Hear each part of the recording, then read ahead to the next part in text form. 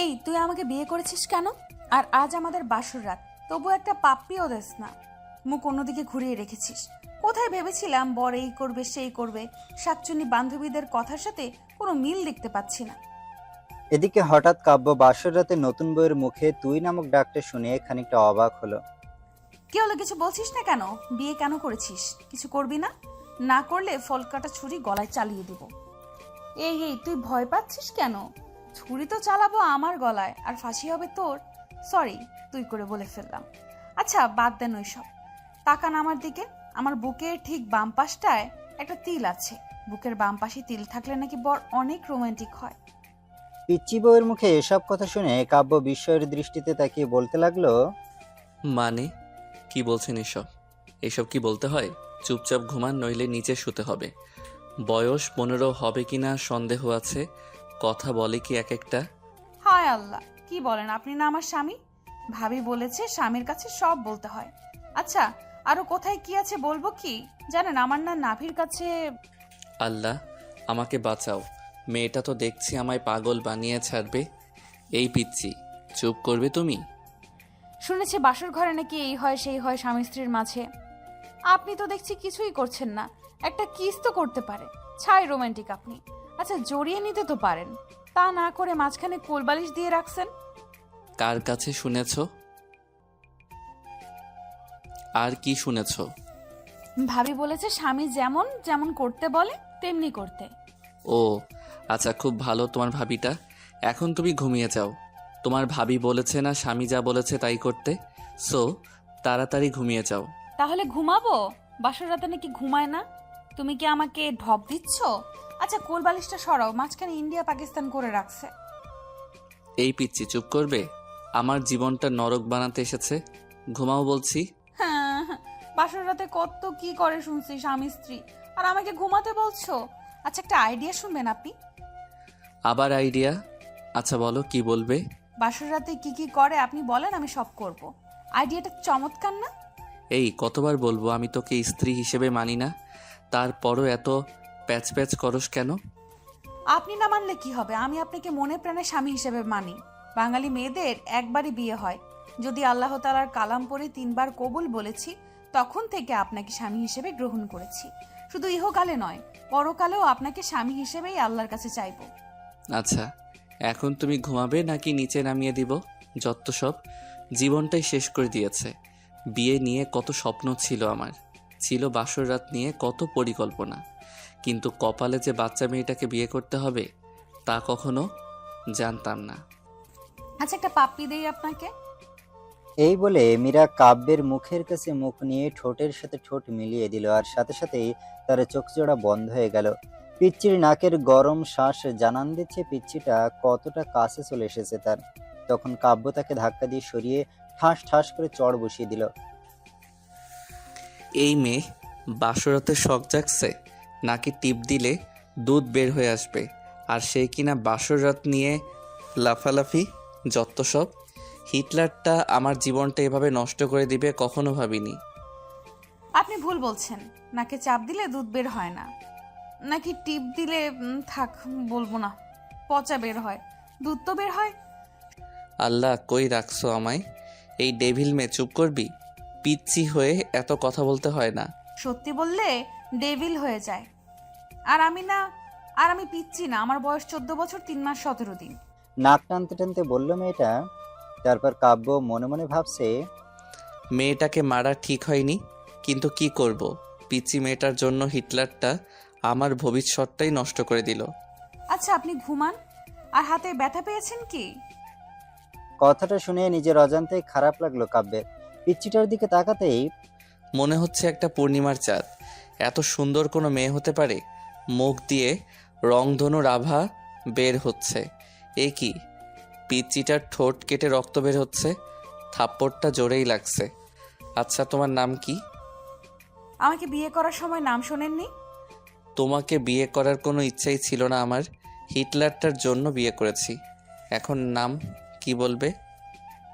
এখন বলে লাভ নেই, বিয়ে করে ফেলেছেন।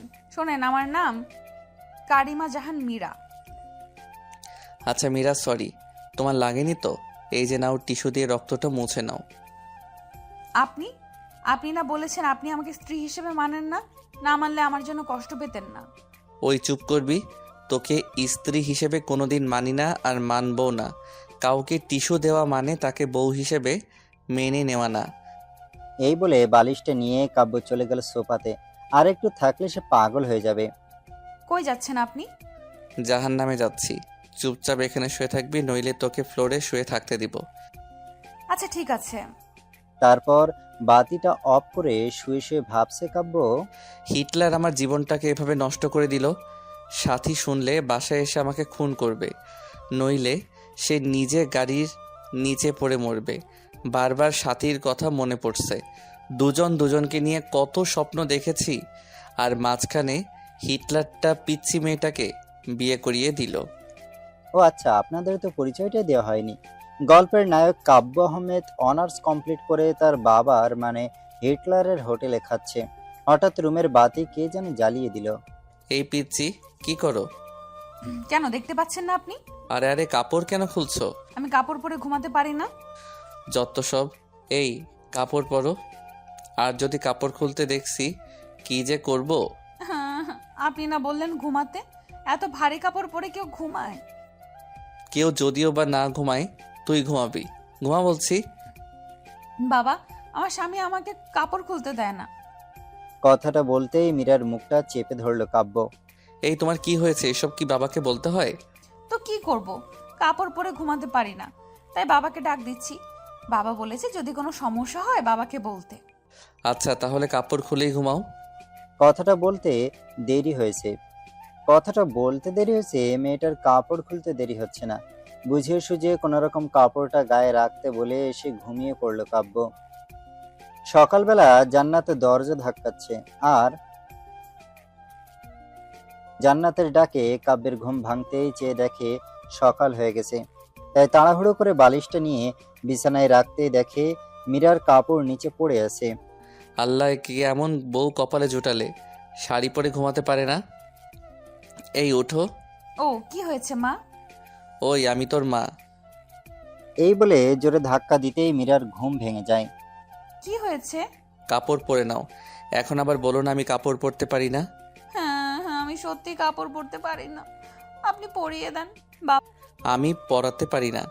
বড় বড় কথা বলতে তো পারো, আমি ছোট না, কাপড়টাই পরতে পারো না। আর হ্যাঁ, কাপড় পরাতে পারলেও আমি তোমাকে কাপড় পরিয়ে দিব না, নিজে পরে নাও। ও বাবা, আপনার ছেলে আমাকে শাড়ি পরিয়ে দেন না। চুপ করবি তুই? চুপ কর। আমি বাবাকে বলবো তুমি রাতে শাড়ি টেনে হিঁচড়ে খুলে এখন পরিয়ে দিচ্ছ না। কি? হে আল্লাহ, এই মেয়েটার কথা শুনে মনে হচ্ছে 7 আপকে বিষ ভেবে খেয়ে মরে যাই। তুমি মরার কথা বলো কেন?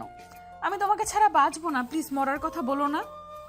যেদিন কালেমা পড়েছি সেদিন থেকেই তোমাকে স্বামী বলে গ্রহণ করেছি। তোমার পায়ে যদি একটা কাঁটা ফুটে, সেটা আমার কলিজাতে ফোটে। আমি কি করব? আমি শাড়ি পরতে পারি না। আচ্ছা আমি পরতেছি, তাও তুমি এমন অলক্ষণে কথা মুখেও এনো না। তখন কাব্য মেয়েটার দিকে তাকাতেই তার বুকটা কেমন যেন করে উঠল।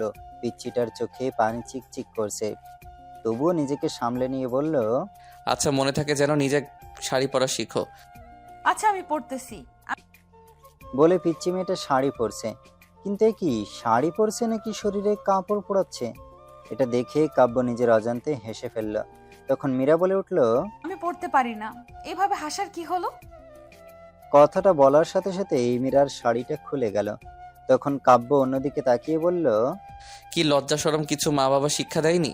কেন, আপনি কি কোরআন পড়তে জানেন না?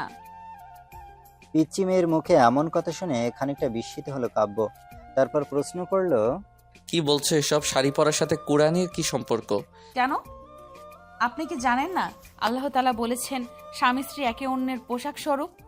আমি ছোট মানুষ, শাড়ি পরতে পারি না, কোথায় আপনি পরিয়ে দিবেন তা না করে অন্যদিকে ফিরে আছেন। আমার শরীরের প্রতিটা অঙ্গ বৈধভাবে দেখতে পারবেন আপনি, এখানে অন্যদিকে ফিরে থাকার কি আছে? দেন না আমাকে শাড়ি পরিয়ে। পিচ্চিটার কথা শুনে কাব্য পিচ্চির দিকে তাকালো। পিচ্চিটার লজ্জায় লাল হয়ে গেছে, চোখ বুজে আছে। এবার কাব্য শাড়িটা খুলে সুন্দর করে কুচি দিয়ে পরিয়ে দিচ্ছে। মেয়েটা চোখ বন্ধ করে আছে। লজ্জায় পিচ্চির সুন্দর মুখটা লাল টমেটো হয়ে গেছে। লজ্জা পেলে যে পিচ্চিটাকে এত সুন্দর লাগে, না দেখলে হয়তো তা কাব্যের অজানাই থেকে যেত। তারপর ফ্লোরে পড়ে থাকা শাড়িটা হাতে সম্পূর্ণ কুচিয়ে দেওয়ার পর নাভির কাছে গুজে দেওয়ার সময় কেমন যেন কেঁপে উঠল। পিচ্চির নিঃশ্বাস ভারী হয়ে আসছে, ঠোঁট দুটি কাঁপছে।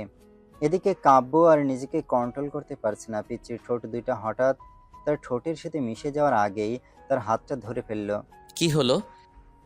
প্লিজ আর না, আমি আর পারছি না, শরীরটা থরথর করে কাঁপছে। কেন, কি হয়েছে? শরীর খারাপ করলো নাকি? না। এই বলে শাড়ির কুচিটা হাতে নিয়ে নিজেই গুজে দিয়ে বলল। হাদারাম কিছুই বোঝে না, কোথায় হাত দিলে কি হয়। বলেই রুম থেকে বেরিয়ে গেল মীরা। পিচ্চিটার কথা শুনে ফ্লোরে বসে পড়ল কাব্য। তার কিছুক্ষণ পর রুম থেকে বের হতেই সবাই হা করে তাকিয়েছে কাব্যর দিকে। আমি কি চিড়িয়াখানার বান্দর যে এভাবে সবার তাকায় থাকা লাগবে? মনে মনে ভাবছে কাব্য। হিটলারটা আমার জীবনটা নষ্ট করে দিয়ে কিভাবে হা করে তাকিয়ে আছে দেখো। কাব্যর কথা শুনে সবাই একসাথে হেসে দিল। পিচ্চিটা মুখ ধরে হাসছে। ইচ্ছা করছে সব দাঁত ভেঙে দিয়ে কিভাবে হাসছে। সত্যি কি বিয়ে করে চিড়িয়াখানায় বান্দর হয়ে গেলাম? এরপর কাব্য সবাইকে উদ্দেশ্য করে বলল। কি হলো, সবাই হাসছো কেন? বলবে তো? এদিকে সবকিছু যেন কাব্যের মাথার উপর দিয়ে যাচ্ছে, সে কিছুই বুঝে উঠতে পারছে না। সবাই হাসতেছে কেন? আরে তোমরা সবাই কেন হাসছো তা তো একবার বলবে, বুঝতেছি না। ওই জান্নাত ফাইজলামি না করে বল কি হয়েছে। আমি কি বিয়ে করে জোকার হয়ে গেলাম? আর তোরা যেভাবে হাসছিস মনে হচ্ছে আমি চিড়িয়াখানা থেকে বের হয়ে আসলাম।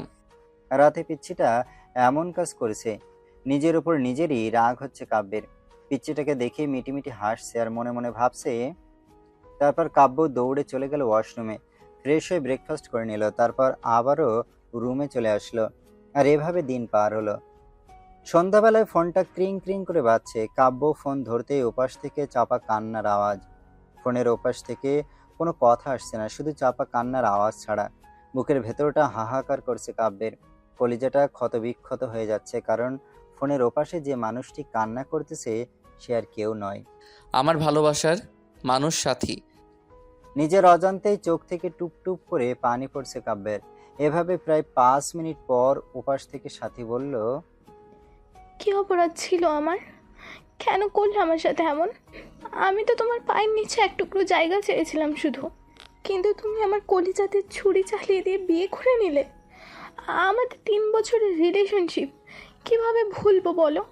তাই সিদ্ধান্ত নিয়েছি সুইসাইড করব। যে জীবনে আমার ভালোবাসার মানুষকে পাবো না, সে জীবন রেখে কি করব? সাথীর মুখে সুইসাইডের কথা শুনে হঠাৎ কাব্য থমকে গেল। তার মনে হচ্ছে কেউ যেন তার বুক থেকে কলিজাটা বের করে নিচ্ছে। কি বলবে কিছু ভাবতে পারছে না। তখন সাথীকে কাব্য বলল, কিভাবে তার আর মীরার বিয়ে হয়েছে, আর কেন সে বিয়েটা করলো? সাথীকে বলল কাব্য। ওই মেয়েকে কাবিনে 20 লক্ষ টাকা দিয়ে আগামী 6 মাসের মাঝে ডিভোর্স দিয়ে দিব।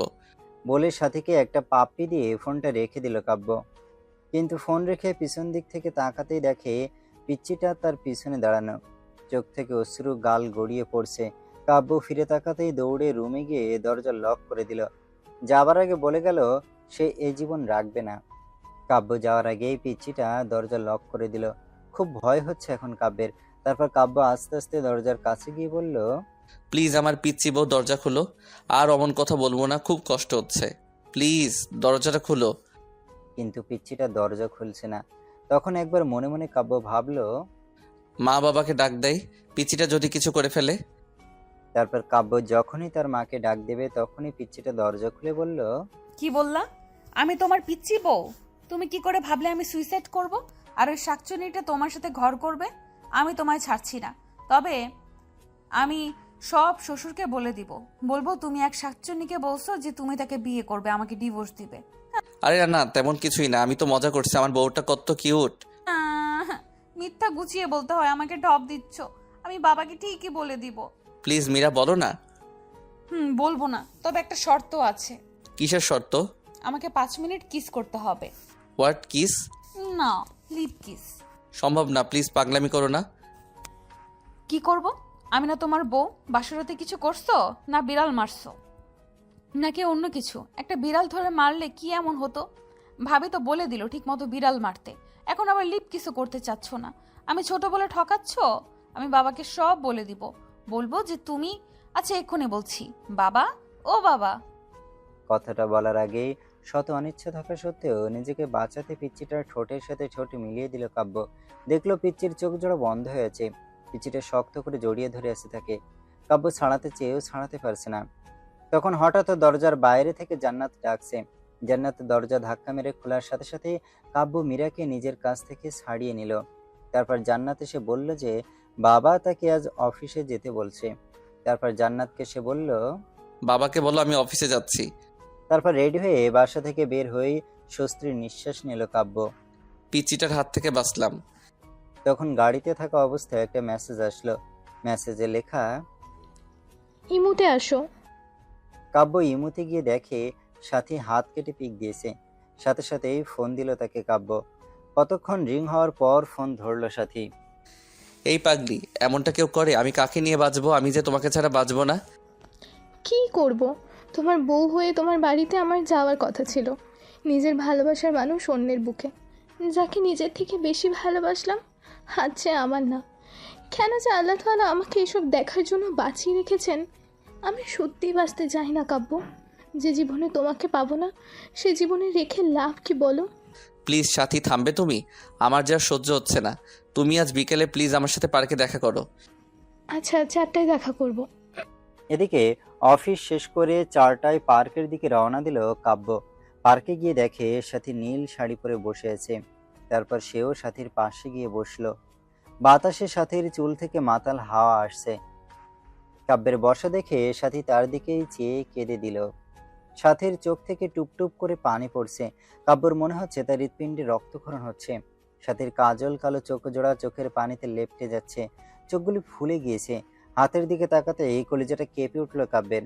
সাথীর হাতে ব্যান্ডেজ, বুঝতে বাকি রইল না যে এটা সাথীর পাগলামি। চোখ দিয়ে অনবরত পানি আসছে। কিভাবে ভুলবে সে 3 বছরের ভালোবাসা? এই তুমি কাঁদছো কেন? তুমি না আমার প্রাণ। আর কত কষ্ট দেবে জানো?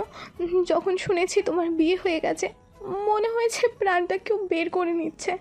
কত স্বপ্ন দেখেছিলাম তোমাকে নিয়ে, সব আজ শেষ। আমায় একটু বুকে নেবে প্লিজ? কাঁদতে কাঁদতে কথাটা বলল সাথী। সাথীর বলতে দেরি হয়েছে, পাগলামিটাকে শক্ত করে জড়িয়ে নিতে দেরি হয়নি কাব্যের। বুকটা কেমন যেন ভিজা ভিজা লাগছে পাগলিটার চোখের পানিতে। গায়ের শার্টটা ভিজে যাচ্ছে কাব্যের।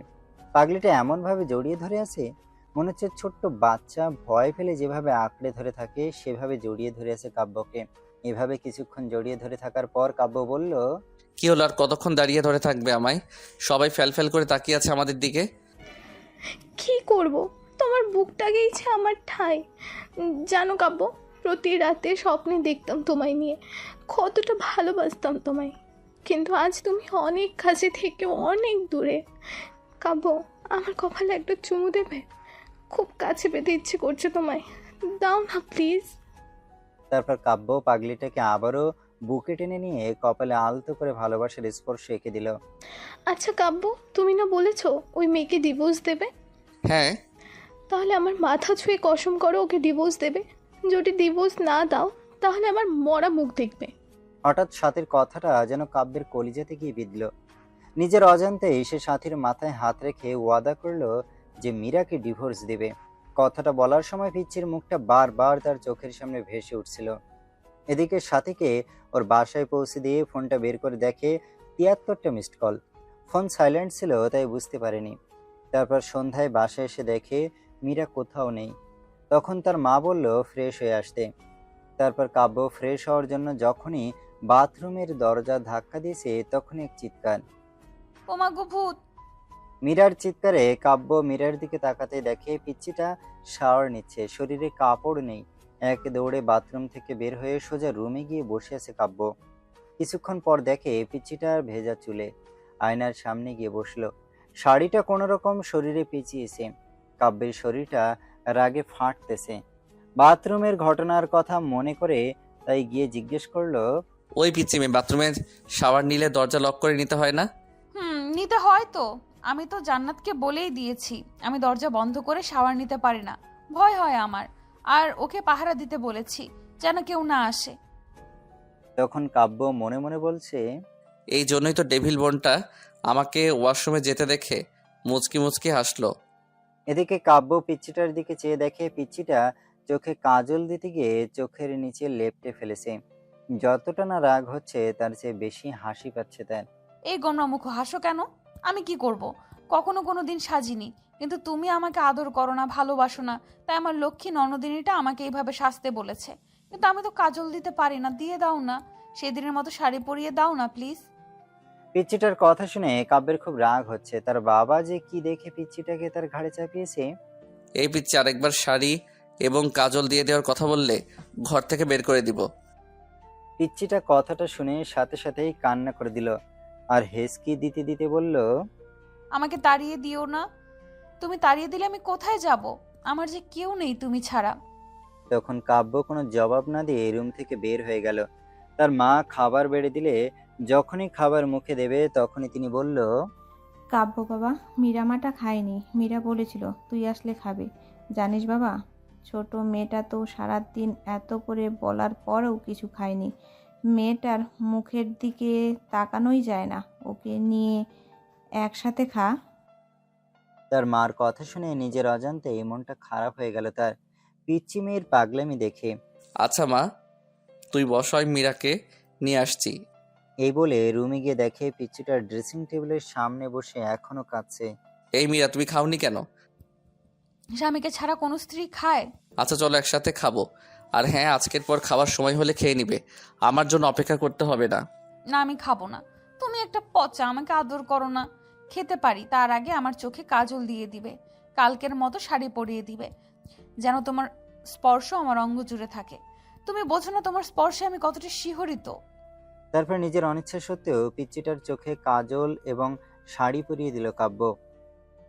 রাতে একসাথে খেয়ে একটা বালিশ আর চাদর নিয়ে কাব্য ফ্লোরে শুয়ে পড়লো পিচ্চিটাকে খাটে শুয়ে দিয়ে।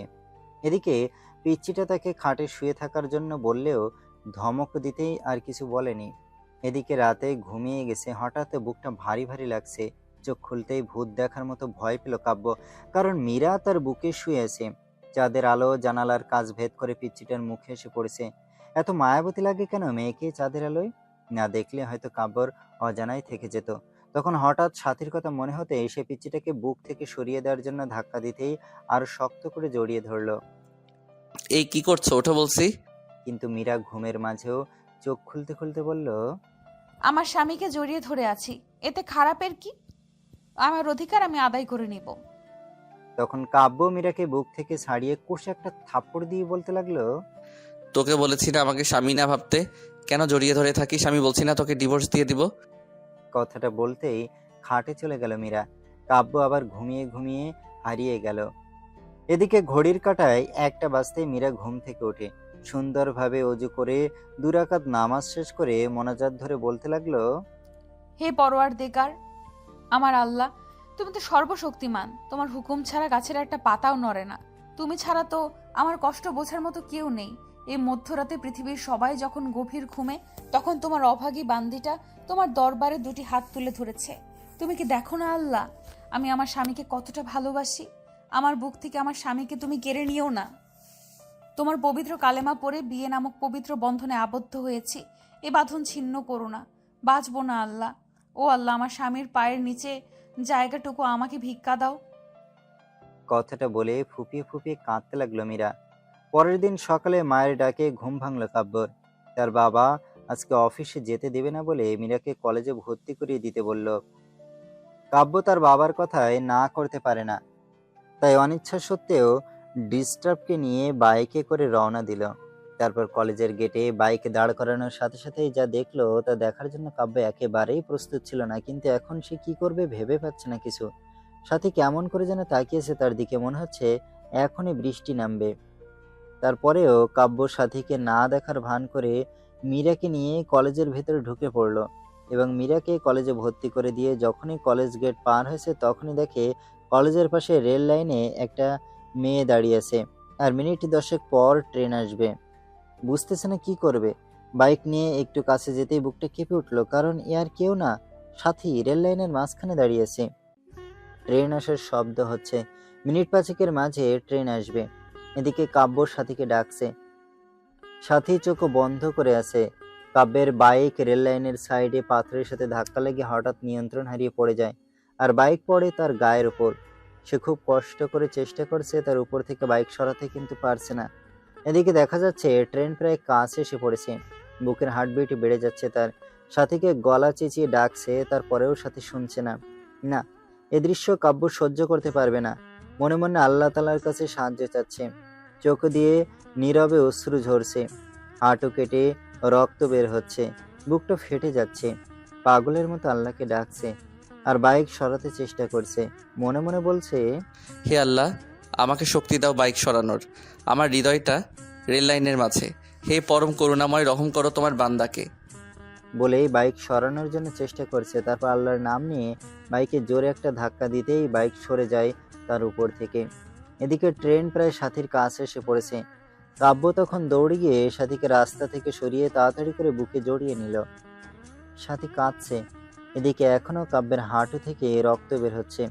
সাথী কান্না করে করে তার শার্ট ভিজিয়ে দিচ্ছে। তারপর সাথীকে বুক থেকে ছাড়িয়ে কষে একটা থাপ্পড় দিয়ে কাব্য বলল, এ পাগলি, কেন এমন পাগলামি করছো? জানো না তোমাকে ছাড়া আমি নিজেকে ভাবতে পারি না? কেন মরতে যাচ্ছিলে? আমি তো সেই কবেই মারা গিয়েছি।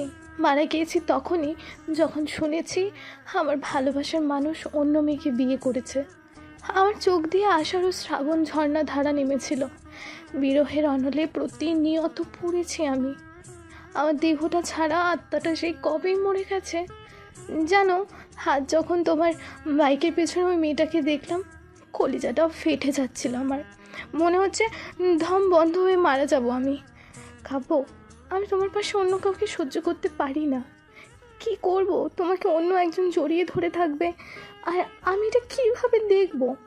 তাই ট্রেনের নিচে পড়ে তুমিহীনা এই জীবন নিঃশেষ করতে চেয়েছিলাম। কেন বাঁচালে আমাকে? আমি যে তিলে তিলে শেষ হয়ে যাচ্ছি। কাব্য, বলতে পারো কেন এতটা ভালোবাসার পরেও তুমি আমার নও? কেন আজ তোমার বুকে অন্য জনের ঠাঁই? যে স্বপ্নগুলো তোমায় নিয়ে দেখতাম, সে স্বপ্নগুলো অন্য কেউ দেখে। প্লিজ, তুমি আমাকে গলা টিপে হত্যা করো, নয়তোবা তোমার পায়ের নিচে আমাকে একটু জায়গা দাও কাব্য, একটু।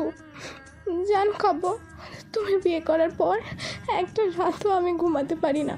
প্রতি রাতে কেঁদে কেঁদে বালিশ ভিজিয়েছি।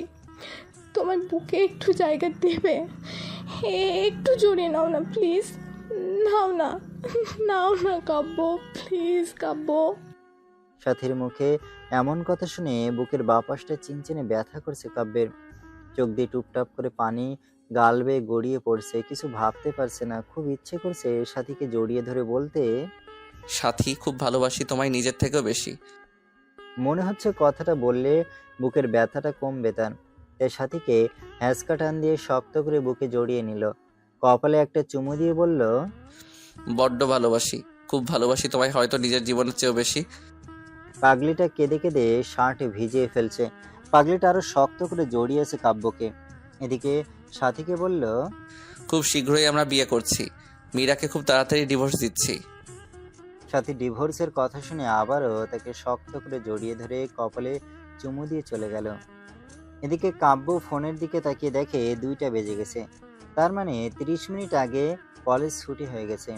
তারপর তাড়াতাড়ি বাইক স্টার্ট দিয়ে কলেজের সামনে যেতেই অবাক হয়ে গেল। অনেকগুলো মেয়ে জমা হয়ে আছে। কাছে গিয়েই দেখে মীরা ছোট বাচ্চার মতো কাঁদছে আর কয়েকটা মেয়ে বোঝাচ্ছে।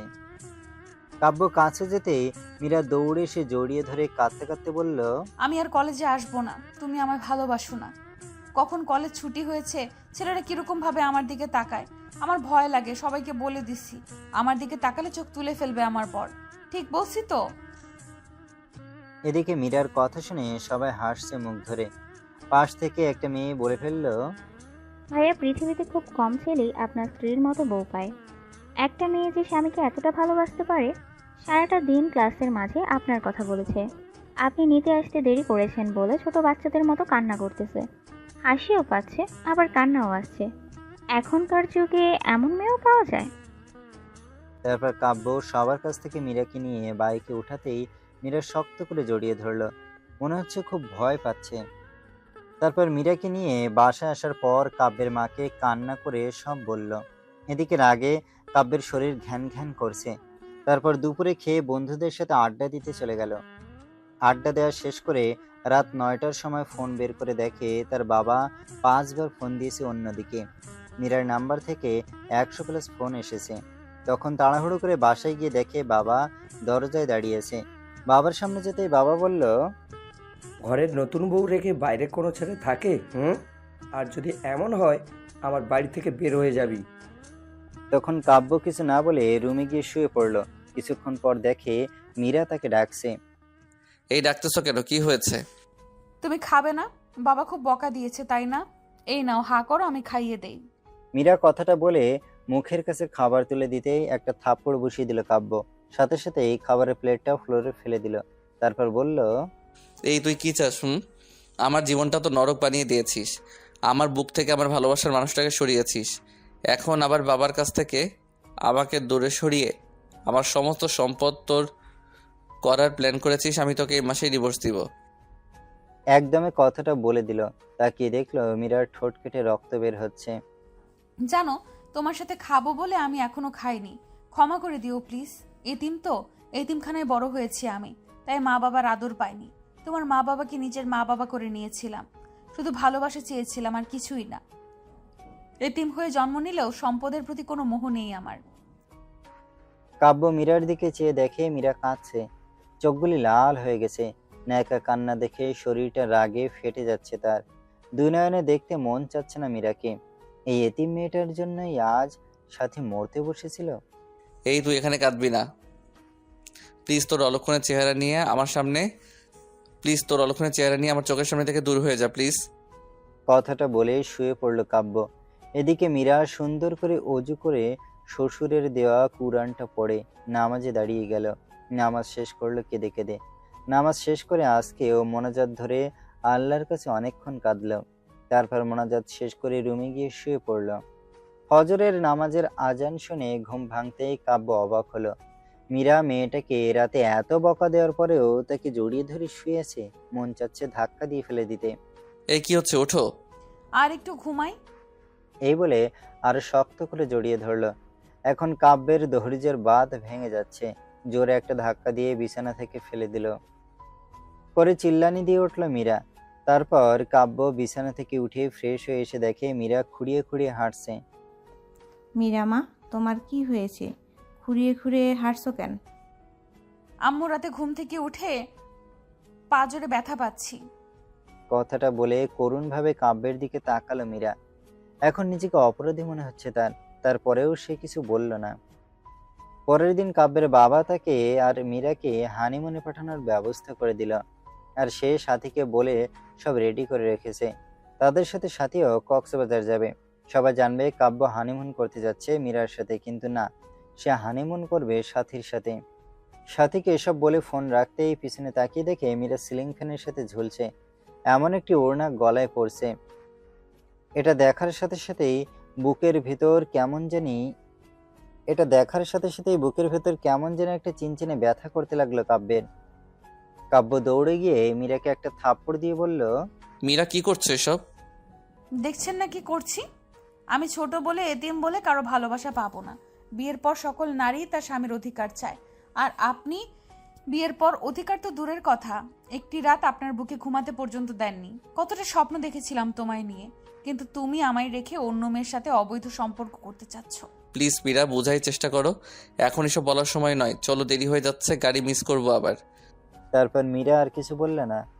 এদিকে মীরার এসব কাণ্ড কারখানা সব সাথীকে বলল কাব্য। সাথী বলল কোনো চিন্তা না করতে।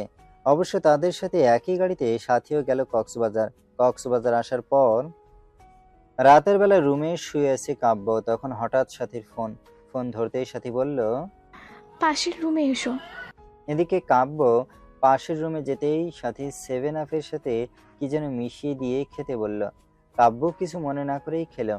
আর এগুলো খাওয়ার সাথে সাথেই তার কেমন যেন একটা নেশা নেশা লাগছে, আর সাথীকে খুব কাছে পেতে ইচ্ছে করছে। তখন সে নিজের অজান্তে সাথীকে জড়িয়ে ধরে ফেললো। সাথীও রেসপন্স করলো।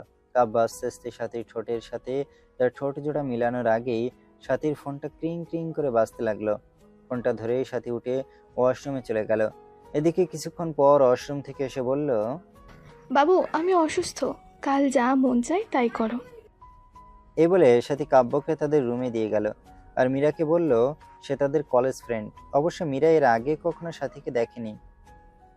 এদিকে কাব্য রুমে গিয়ে বিছানায় শুয়ে পড়ল। এখনো তার শরীর আর চোখ দিয়ে উত্তাপ বের হচ্ছে। তার নেশা এখনো লেগে আছে। মিরাজ খুব সুন্দর করে সেজেছে, চেহারায় হালকা মেকআপ, ঠোঁটে লাল লিপস্টিক, পরনে একটা কালো শাড়ি। মনে মনে ভাবলো, সকল কবি সাহিত্যিকদের গল্পের নায়িকারা সুন্দরী হয়, আর তারা সবসময় লাল না হলে নীল শাড়ি পরিহিত থাকে, যা দেখে নায়ক প্রেমে পড়ে যায়। কিন্তু সাহিত্যিকগণ কি কখনো দেখেছেন একজন সুন্দরী রমণী কালো শাড়ি পরলে তাকে কি রকম দেখায়? আজকে অপরূপটাই না লাগছে মীরাকে, চোখে কাজল দেওয়াতে আরও মায়াবী লাগছে। তারপর মীরা এসে খাটে বসতেই কাব্য মীরাকে একটা হ্যাঁচকা টান দিয়ে বুকে জড়িয়ে নিল। এই ঘটনায় আর কাব্যের আকস্মিক ব্যবহারে মীরা কিছুটা বিব্রত হলো। তারপর বলল, আপনাকে একটা কথা বলবো। বলো, কি বলবে? আপনার কাছে একটা জিনিস চাইবো, দিবেন তো আমাকে? আচ্ছা বলো, দেওয়ার মতো হলে দিব। টাকা লাগবে কি? না, আমার টাকা চাই না, আমার তো তোমাকে চাই। কি বললে? না, কিছু না। শোনো, তুমি কি আমাকে একটা কিউট মেয়ের মা বানাবে, যার নাম হবে তোমার পছন্দের নাম অনুসারে রাইসা? লজ্জা ভরা মুখে কথাটা বলে মাথা নিচু করে ফেলল মীরা। ইস, বাবুর মা হবার কথা বলে কিরকম লজ্জা পেয়েছে। লজ্জা পাবোই তো।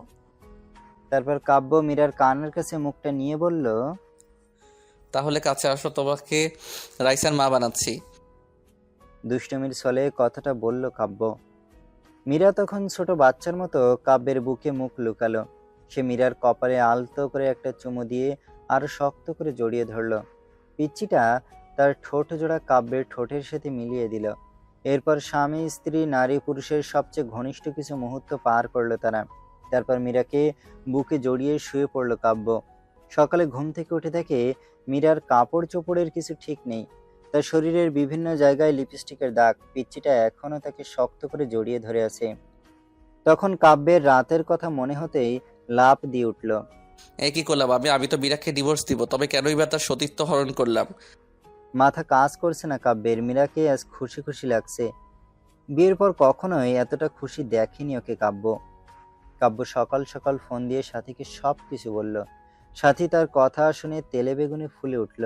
সাথীকে বলল, সবকিছু তোমার জন্যই হয়েছে। তুমি যদি গত রাতে সে মেডিসিন না খাওয়াতে তাহলে এমনটি হতো না। আচ্ছা বাদ দাও, কোনো চিন্তা করো না। কাল তোমাকে একটা পিল দেবো, সেটা খাইয়ে দিও, তাহলে আর কোনো চিন্তা করতে হবে না। সাথীর কথা শুনে কাব্য বেশ অবাক হলো, কিন্তু সে সাথীকে ভালোবাসে, কথাও দিয়েছে সাথীকেই বিয়ে করবে। তাই আর কোনো কিছু চিন্তা না করে রাজি হয়ে গেল। পরের দিন রাতে একটা পিল নিয়ে মীরাকে বলল, মীরা, খেয়ে নাও তো পিলটা। কিসের পিল এটা? আমি তো সুস্থ, আপনি কিসের পিল খেতে বলছেন আমাকে? মীরা, তোমাকে মিথ্যা বলে লাভ নেই, আমাকে ক্ষমা করে দিও। গতকাল রাতে তোমার সাথে যা যা হয়েছে তা নিছক একটি দুর্ঘটনা মাত্র। হ্যাঁ, আমি জানি গতকাল তুমি যা হারিয়েছো তা পৃথিবীর বিনিময়ে ফিরিয়ে দিতে পারবো না। আমি ডিভোর্স পেপার রেডি করে রেখেছি, তাই আমি চাই না আমার সন্তান তুমি গর্ভে ধারণ করো। চিন্তা করো না, ডিভোর্সের সাথে তোমাকে কাবিনের 20 লাখ টাকার একটা চেক দিয়ে দিচ্ছি, সময় করে ব্যাংক থেকে তুলে নিবে। কাব্যের কথাটা শোনার সাথে সাথে মীরা তার দুপা জাপটে ধরে বলতে লাগলো, প্লিজ, আপনি আমার গর্ভের সন্তান নষ্ট করবেন না। আপনার মন চায় আপনি আরও একটা বিয়ে করেন। আমি কখনো কোনোদিন আপনার কাছে স্বামীর অধিকার চাইবো না। আর আপনার বাড়িতে তো 2টা কাজের মেয়ে রাখছেন, আমাকে নিয়ে না হয় 3টা হবে। প্লিজ আমার সন্তানকে নষ্ট করতে বলবেন না প্লিজ। আমি সারা জীবন আপনাদের বাসায় কাজের মেয়ে হয়ে থাকবো, কোনো পারিশ্রমিক দিতে হবে না আমাকে। শুধু আমাকে ডিভোর্স দিয়েন না। আমার সন্তানটা যেন বলতে পারে আপনি তার বাবা। আমি চাই না আমার মতো আমার অনাগত সন্তানটা পিতৃহীন পরিচয়ে বড় হোক। প্লিজ একটা এতিমকে এইভাবে ফিরিয়ে দিবেন না। আপনার পায়ের নিচে একটু জায়গা দেন, নয়তো গলা টিপে মেরে ফেলেন। এই মীরা, কি করছো? পা ছাড়ো। দুঃখিত মীরা, আমি পারবো না। আমার জীবনে সাথী ছাড়া আর কেউ নেই। এখন পিলটা খেয়ে নিবে, আর যদি না খাও তাহলে মনে করব তুমি আমার বুকে পা রেখে গর্ভধারণ করবে। এখন তোমার ইচ্ছা। প্লিজ এমন কসম দিও না। আমার কাছে যে তোমার স্থান সবার উপরে। পারবো না আমি তোমার বুকে পা রেখে সন্তানকে নিজের মাঝে বড় করতে। ক্ষমা করে দিও মীরা, এছাড়া আমার কোনো উপায় ছিল না। এই নাও পিল, আর এই নাও পানি, খেয়ে নিও। আচ্ছা দাও। এই বলে জন্ম নিয়ন্ত্রণ পিলটা হাতে নিয়ে নিল মীরা। চোখ থেকে টপ টপ করে পানি পড়তেছে। করুণ দৃষ্টিতে তাকিয়েছে কাব্যের দিকে। মনে মনে ভাবছে হয়তো কাব্য বলবে, পিল খেতে হবে না মীরা। কিন্তু না, কাব্য কোনো কথা বলল না। মীরা তার দিকে তাকিয়ে থেকে বিষ যেমন করে মানুষ মুখে নেয় তেমনি করে মুখে নিয়ে নিল। গ্লাস থেকে একটু পানিও মুখে দিল। নিজের অজান্তেই মনে হচ্ছে খুব বড় কোনো পাপ করে ফেললো কাব্য। এদিকে তার বাবা ফোন করলো যে তার বাবা অসুস্থ, তাই বাড়ি ফিরে যেতে হবে। মনে মনে স্থির করে নিল বাড়িতে ফিরেই ডিভোর্স পেপারের জন্য আবেদন করবে। তারপর মীরাকে নিয়ে বাসায় ফিরল। এদিকে সাথী বলল যে মীরাকে তাদের দুজনের মাঝ থেকে যত তাড়াতাড়ি সম্ভব সরিয়ে ফেলবে। কাব্য অনেক বোঝানোর পরেও সাথী বলল, সেদিন কক্সবাজারে মেয়েটা যা বলেছে সব শুনেছি আমি। আর সবচেয়ে বড় কথা হলো, মেয়েটাকে তোমার বাবা অনেক স্নেহ করে। আমি তোমাদের বাড়ি রহিমের কাছে খবর পেয়েছি যে তোমার বাবা নাকি তোমার সম্পত্তি মীরার নামে লিখে দেবে। তাই আমাদের ভবিষ্যতের জন্য মীরাকে আমাদের পথ থেকে সরিয়ে দেবে। আমি তোমাকে না বলেই প্রফেশনাল কিলারের সাথে কন্ট্যাক্ট করেছি। না সাথী, এ হতে পারে না। আমাদের ভালোবাসার জন্য একটা নিষ্পাপ জীবনকে হত্যা করব? না সাথী, এটা করা ঠিক হবে না। বাবু দেখো, আমিও চাই না, কিন্তু আমার মনে হয় না তোমার বাবা কখনো মীরা বেঁচে থাকতে আমাকে মেনে নেবে। আর তোমাকে না পেলে আমি বাঁচবো না, সত্যি মরে যাব। তুমি আমার নিঃশ্বাস, তুমি আমায় বিশ্বাস করো, তুমি আমার প্রাণ। কাব্য, জানো তুমি মীরাকে বিয়ে করার পর আমি একটি রাতও শান্তিতে ঘুমাতে পারিনি। এতটা ভালোবাসার পরেও কেন আল্লাহ তোমার আর আমার মাঝে এত বড় দেয়াল তুলে দিল? প্লিজ তুমি আমাকে খুন করে ফেলো, নয়তো আমাকে তোমার বুকে টেনে নাও। তোমার বুকটাই যে আমার শেষ ঠিকানা, তোমার বুকেই আমি শেষ নিঃশ্বাস ত্যাগ করতে চাই। কথাগুলো কান্না করতে করতে সাথী বলল, প্লিজ কান্না করো না। আমি সব সইতে পারি, কিন্তু তোমার কান্না সহ্য করতে পারি না। তোমাকে যে বড্ড ভালোবাসি, কিন্তু আমাদের ভালোবাসার জন্য একটা নিষ্পাপ জীবনকে কেমনে সরিয়ে ফেলি? আল্লাহ কি ক্ষমা করবে আমাদেরকে? জানি এটা অন্যায়, কিন্তু এছাড়া আমাদের আর কোনো উপায় নেই। কথাটা বলেই কাব্যের হাতটা নিয়ে সাথীর গলা চেপে ধরে মেরে ফেলতে বলল। প্লিজ কিল মি, আমাকে গলা চেপে মেরে ফেলো কাব্য, আমি তোমাকে ছাড়া বাঁচতে পারবো না। জানো কাব্য, মেয়েরা সব কিছুর ভাগ দিতে পারলেও তবে একটা ভাগ কখনো কাউকে দিতে পারে না, আর তা হলো তার ভালোবাসার ভাগ। বিশ্বাস করো, আমার একদম সহ্য হয় না মীরাকে। যে বুকে আমার থাকার কথা সে বুকে অন্য একটা মেয়ে থাকে। যে স্বপ্ন আমি তোমাকে নিয়ে দেখেছি সে স্বপ্ন পূরণ করছে অন্য একটা মেয়ে। কাব্য প্লিজ, আমাকে তুমি হত্যা করতে পারবে না? পারবে না তোমার সেই স্ত্রী মীরাকে হত্যা করতে? কিন্তু তোমাকে আমায় হত্যা করতে হবে না। তুমিই না আমি এই জীবন দিয়ে কী করবো? কথাটা বলে কাঁদতে কাঁদতে ব্লেড দিয়ে হাতে পোজ দিয়ে দিল সাথী। সাথে সাথে হাত থেকে ফিঙ্কি দিয়ে রক্ত বের হতে লাগলো। সাথীর চোখ দিয়ে টুপটাপ করে পানি পড়তে লাগলো। সাথীর রক্ত দেখে কাব্যের নিজের কলিজাটা ফেটে যাচ্ছে। ঠাস করে একটা চড় বসিয়ে দিল সাথীর গালে, আর তার থাপ্পড় খেয়ে ফুপিয়ে কাঁদতে লাগলো সাথী। তারপর কাব্য শক্ত করে জড়িয়ে ধরলো সাথীকে।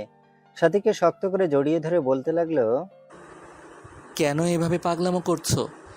তোমাকে ছাড়া আমি কেমনে বাঁচবো? মীরাকে তাহলে খুব শীঘ্রই আমাদের মাছ থেকে সরিয়ে আমার ময়না পাখিটাকে আপন করে নিব। কথাটা বলার সময় বুকের ভেতর একটা চাপা কান্নার আওয়াজ পেল কাব্য। তারপর সাথীকে সে ছেড়ে দিয়ে সাথীর কপালে একটা ভালোবাসার স্পর্শ এঁকে দিল। সাথীকে বাসে ড্রপ করে বাসায় আসতে দেখে মীরা খাবার নিয়ে বসে আছে। রাত প্রায় 10টা। সে কিছু না বলে শুয়ে পড়ল। আপনি খাবেন না? কিছু খেয়েছেন? মন খারাপ আপনার? হ্যাঁ, বাইরে থেকে খেয়ে এসেছি। আর হ্যাঁ, মন খারাপ আমার, আর তার কারণ তুই। কথাটা বলার পর কাব্য পিচ্চিটার দিকে তাকিয়ে দেখে পিচ্চি কাঁদবে কাঁদবে ভাব। তখন কাব্য কম্বলটা টান দিয়ে শুয়ে পড়ল।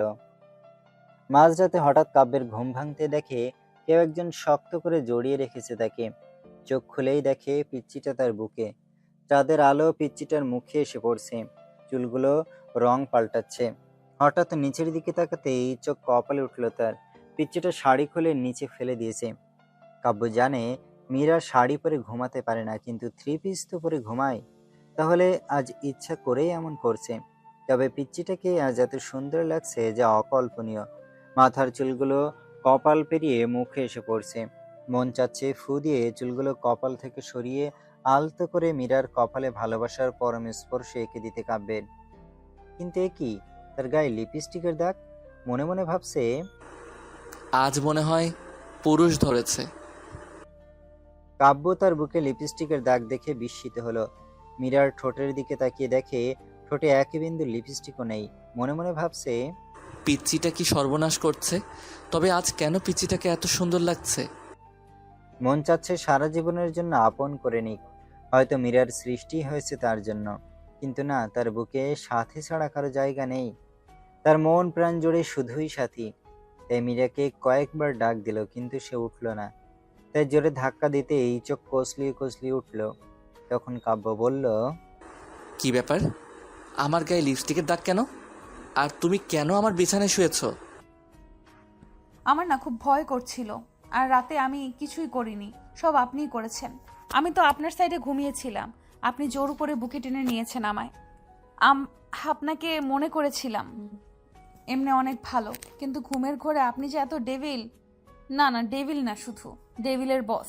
আমি কি লিপ কিস করেছেন, ঘাড়ে কিস করেছেন, বুকেও কিস। এই চুপ, অসভ্য মেয়ে। আর কিছুক্ষণ পর বলবে আমার নাভিতে আরো কত জায়গায় কিস করেছি। বলতে হবে না? আপনি ঘুমাননি তাহলে? সব জেগে থেকে ইচ্ছা করে করেছেন? এই পিচ্চি চুপ করবে? মিথ্যা বলতে লজ্জা করে না? তোমার শাড়ি কে খুলেছে? শাড়ি কেন খাটের নিচে ফেলে রেখেছো? শাড়ি পরতে পারো না? বিয়ে বসেছো কেন? আমি না হয় শাড়ি পরতে পারি না, নিজে তো লুঙ্গিটাও পরতে পারো না, আবার অন্যকে শাড়ি পরার কথা বলে। পিচ্চিটার কথা শুনে কাব্য নিজের দিকে তাকাতেই চোখ বন্ধ করে ফেলল। চাদরটা গায়ে জড়িয়ে কষে একটা থাপ্পড় দিয়ে দিল মীরাকে। থাপ্পড়টা খেয়ে মাটিতে পড়ে গেল মীরা। তার রাগ চরমে উঠে গেছে।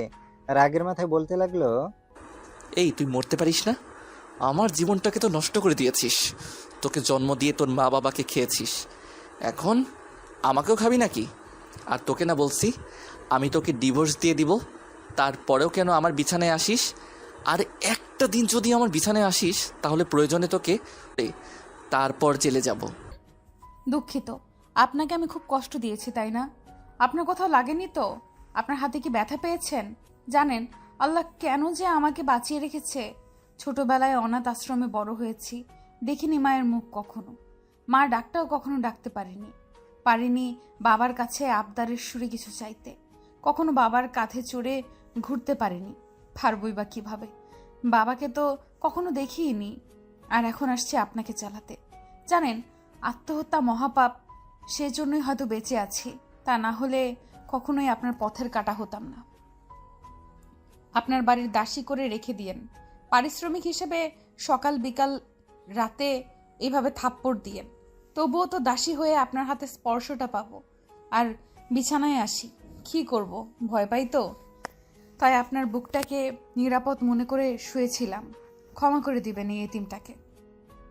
নিচের দিকে তাকিয়ে কথাগুলো বলতেছিল, আর চোখ থেকে আষাঢ়ে শ্রাবণ ঝর্ণাধারার মতো জল গড়িয়ে পড়ছে মীরার চোখ থেকে। পিচ্চিটার কথা শুনে নিজের কাছে খুব খারাপ লাগছে কাব্যের। এভাবে মারাটা ঠিক হয়নি। সবচেয়ে খারাপ লাগছে যখন দেখলো পিচ্চিটার ঠোঁট কেটে রক্ত পড়ছে। পরের দিন কাব্যের বাবা মা জান্নাতকে নিয়ে নানি বাড়ি চলে গেল। সাথীকে কাব্য ফোন দিলে সাথী বাড়িতে চলে আসে। এদিকে সাথী আজ পিঙ্ক কালারের একটা শাড়ি পরেছে, হালকা লিপস্টিকের সাথে চুলগুলো ছেড়ে দিয়েছে। সাথী আসলেই সাথীকে নিয়ে বেডরুমে ঢুকে পড়ে কাব্য। মীরা অবাক নয়নে তাকিয়েছে, চোখটা ছলছল করছে, মনে হচ্ছে কখন জানি বৃষ্টি নামবে। কি হলো? দরজায় দাঁড়িয়ে আছো কেন? আজ তুমি জান্নাতের রুমে থাকবে। আজ রাতে আমাদের এই রুমে আসবে না বিরক্ত করতে। আর হ্যাঁ, আমাদের দুজনের জন্য খাবার দিয়েছেও। কাব্যের কথার উত্তরে মীরা তার মুখের দিকে তাকিয়ে মাথা নাড়িয়ে হ্যাঁ সূচক জবাব দিল। পার্ট 5 বাকি। তারপর মীরা চলে গেল। সাথী এসে কাব্যকে জড়িয়ে ধরে বলতে থাকে, কবে যে পাবো তোমায় সারা জীবনের জন্য, কবে তোমার বুকে মাথা রেখে ঘুমাবো। এদিকে হঠাৎ করে কাব্যের হাতটা সাথীর স্পর্শকাতর জায়গায় চলে গেল। সাথীর নিঃশ্বাস ভারী হয়ে আসছে, ঠোঁট জোড়া আকর্ষণ করছে মিশে যাওয়ার।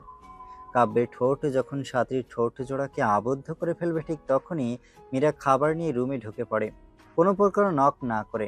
সাথে সাথে কাব্য সাথীকে ছেড়ে দেয়। তারপর মীরার দিকে তাকিয়ে বুঝতে পারলো মীরা কাঁদছে। মীরা হয়তো কখনো ভাবেনি কাব্য এতটা নিচে নেমে যাবে, কিন্তু মীরা জানতো না কাব্যের কলিজার টুকরো হচ্ছে সাথী। সাথী তার জীবন মরণ, তার ভালোবাসা। তার ভালোবাসা সব সাথীর জন্য। তারপর মীরা খাবার রেখে চলে গেল। মীরার চোখ দিয়ে পানি পড়ছে, এটা স্পষ্ট দেখা গেল। তারপর সাথী আর কাব্য খাওয়া দাওয়া করে সাথীর সাথে গল্প করতে করতে কখন যে সে আর সাথী ঘুমিয়ে গেল ঠিক খেয়াল নেই। অবশ্য রাত্রে কাব্য সাথীর সাথে ফিজিক্যালি রিলেশন করতে চাইলেও সাথী বিয়ের পরের কথা বলে। তারপর তারা দুজন মিলে সিদ্ধান্ত নিয়েছে 1 সপ্তাহ পর বিয়ে করবে, তাই আর জোর করেনি কাব্য। এদিকে মাঝরাতে কারো চাপা কান্নার আওয়াজে ঘুম ভেঙে যায় কাব্যের। চোখ খুলতে দেখে সাথী তার বুকে। সাথীকে বুক থেকে সরিয়ে কান্নার আওয়াজ কোথা থেকে আসছে তা দেখার জন্য রুমের বাইরে বের হতেই যা দেখলো তা দেখার জন্য কাব্য একেবারেই প্রস্তুত ছিল না। গল্পে নায়িকার নাম চেঞ্জ করা হলো, এখন থেকে নায়িকার নাম কথা। এদিকে সাথীর সাথে গল্প করতে করতে কখন যে সে আর সাথী ঘুমিয়ে যায় খেয়াল নেই। সাথীর সাথে ফিজিক্যালি রিলেশন করতে চাইলেও সাথী বিয়ের পরের কথা বলে। তারা সিদ্ধান্ত নিয়েছে 1 সপ্তাহ পর বিয়ে করবে, তাই আর জোর করেনি কাব্য। এদিকে মাঝরাতে কারো চাপা কান্নার আওয়াজে ঘুম ভেঙে যায় কাব্যের। চোখ খুলতে দেখে সাথী তার বুকে। সাথীকে বুক থেকে সরিয়ে কান্নার আওয়াজ কোথা থেকে আসছে তা দেখার জন্য রুমের বাইরে বের হতেই যা দেখলো তা দেখার জন্য একেবারেই প্রস্তুত ছিল না কাব্য। কথা জায়নামাজে বসে আছে, দেখে মনে হচ্ছে মোনাজাত ধরে আছে। মাঝে মাঝে ফুপিয়ে কান্নার আওয়াজ আসছে রুম থেকে। কাব্য আর একটু কাছে যেতেই শুনলো কথা বলছে, হে আল্লাহ, আমার পরম করুণাময় আল্লাহ, তোমার দরবারে দুটি হাত তুলে ধরেছি। আল্লাহ, শুনেছি মাঝরাতে নাকি তুমি প্রথম আসমানে এসে বান্দাদের ফরিয়াদ শুনো। আচ্ছা আল্লাহ, আমি এতিম বলে কি আমার ফরিয়াদ শুনবে না? জানো আল্লাহ, দুনিয়াতে মানুষ কষ্ট পেলে বাবা মাকে বলে, তুমি তো আমার বাবা মাকে উঠিয়ে নিয়েছো। তুমি ছাড়া যে আসমানের উপরে জমিনের নিচে আমার আর কেউ নেই। হে আল্লাহ, শুনতে পাচ্ছ কি আমার কথা? দুনিয়াতে সন্তান কান্না করে দিলে মা দৌড়ে আসে, সন্তানকে কোলে তুলে নিয়ে গালে মুখে চুমু দিয়ে বলে, কি হয়েছে আমার লক্ষ্মী সোনা, কাঁদে না। হে আল্লাহ, তুমি তো দুনিয়ার মায়েদের চেয়ে লাখো কোটি গুণ তোমার বান্দাদের বেশি ভালোবাসো। তুমি তো সব দেখো হে মাবুদ। আমার স্বামী আজ অন্যের বুকে শুয়ে আছে, আমার কলিজাটা ফেটে যাচ্ছে। আল্লাহ, আমার মা বাবাকে তুমি তোমার কাছে নিয়ে নিলে, আমায় কেন রেখেছো? আমাকে কষ্ট দিতে তোমার যদি এতই ভালো লাগে তাহলে তাও আরো কষ্ট। আল্লাহ, আমি যা সইতে পারছি না। একজন পতিতা নারীও তার স্বামীর ভাগ অন্য কাউকে দিতে পারবে না, আর আমি এতটাই অভাগী, জন্ম নেওয়ার পর না পেলাম বাবা মার ভালোবাসা, না পেলাম স্বামীর ভালোবাসা। আজ আমার স্বামী আমাকে বের করে দিয়ে অন্য মেয়ের সাথে রাত্রি যাপন করছে। হে আল্লাহ, আর কত কাঁদবো? কত কাঁদলে তোমার রহমতের সাগরে টান লাগবে, আর কত অশ্রু বিসর্জন দিলে তোমার আরশ কুরসি কেঁপে উঠবে। কত কাঁদলে তোমার রহমান আর রহিম নামের দয়ার সাগরে টান লাগবে। তুমি না বলেছ এতিমদের অভিভাবক তুমি? তুমি না বলেছ যার কেউ নেই তার তুমি আছো? আল্লাহ, এতিম মানুষের চোখের পানি তোমার দেখতে কি খুব বেশি ভালো লাগে? আর যে আমি পারছি না। হে রহিম রহমান আমার আল্লাহ, আমার স্বামীকে আমার করে দাও।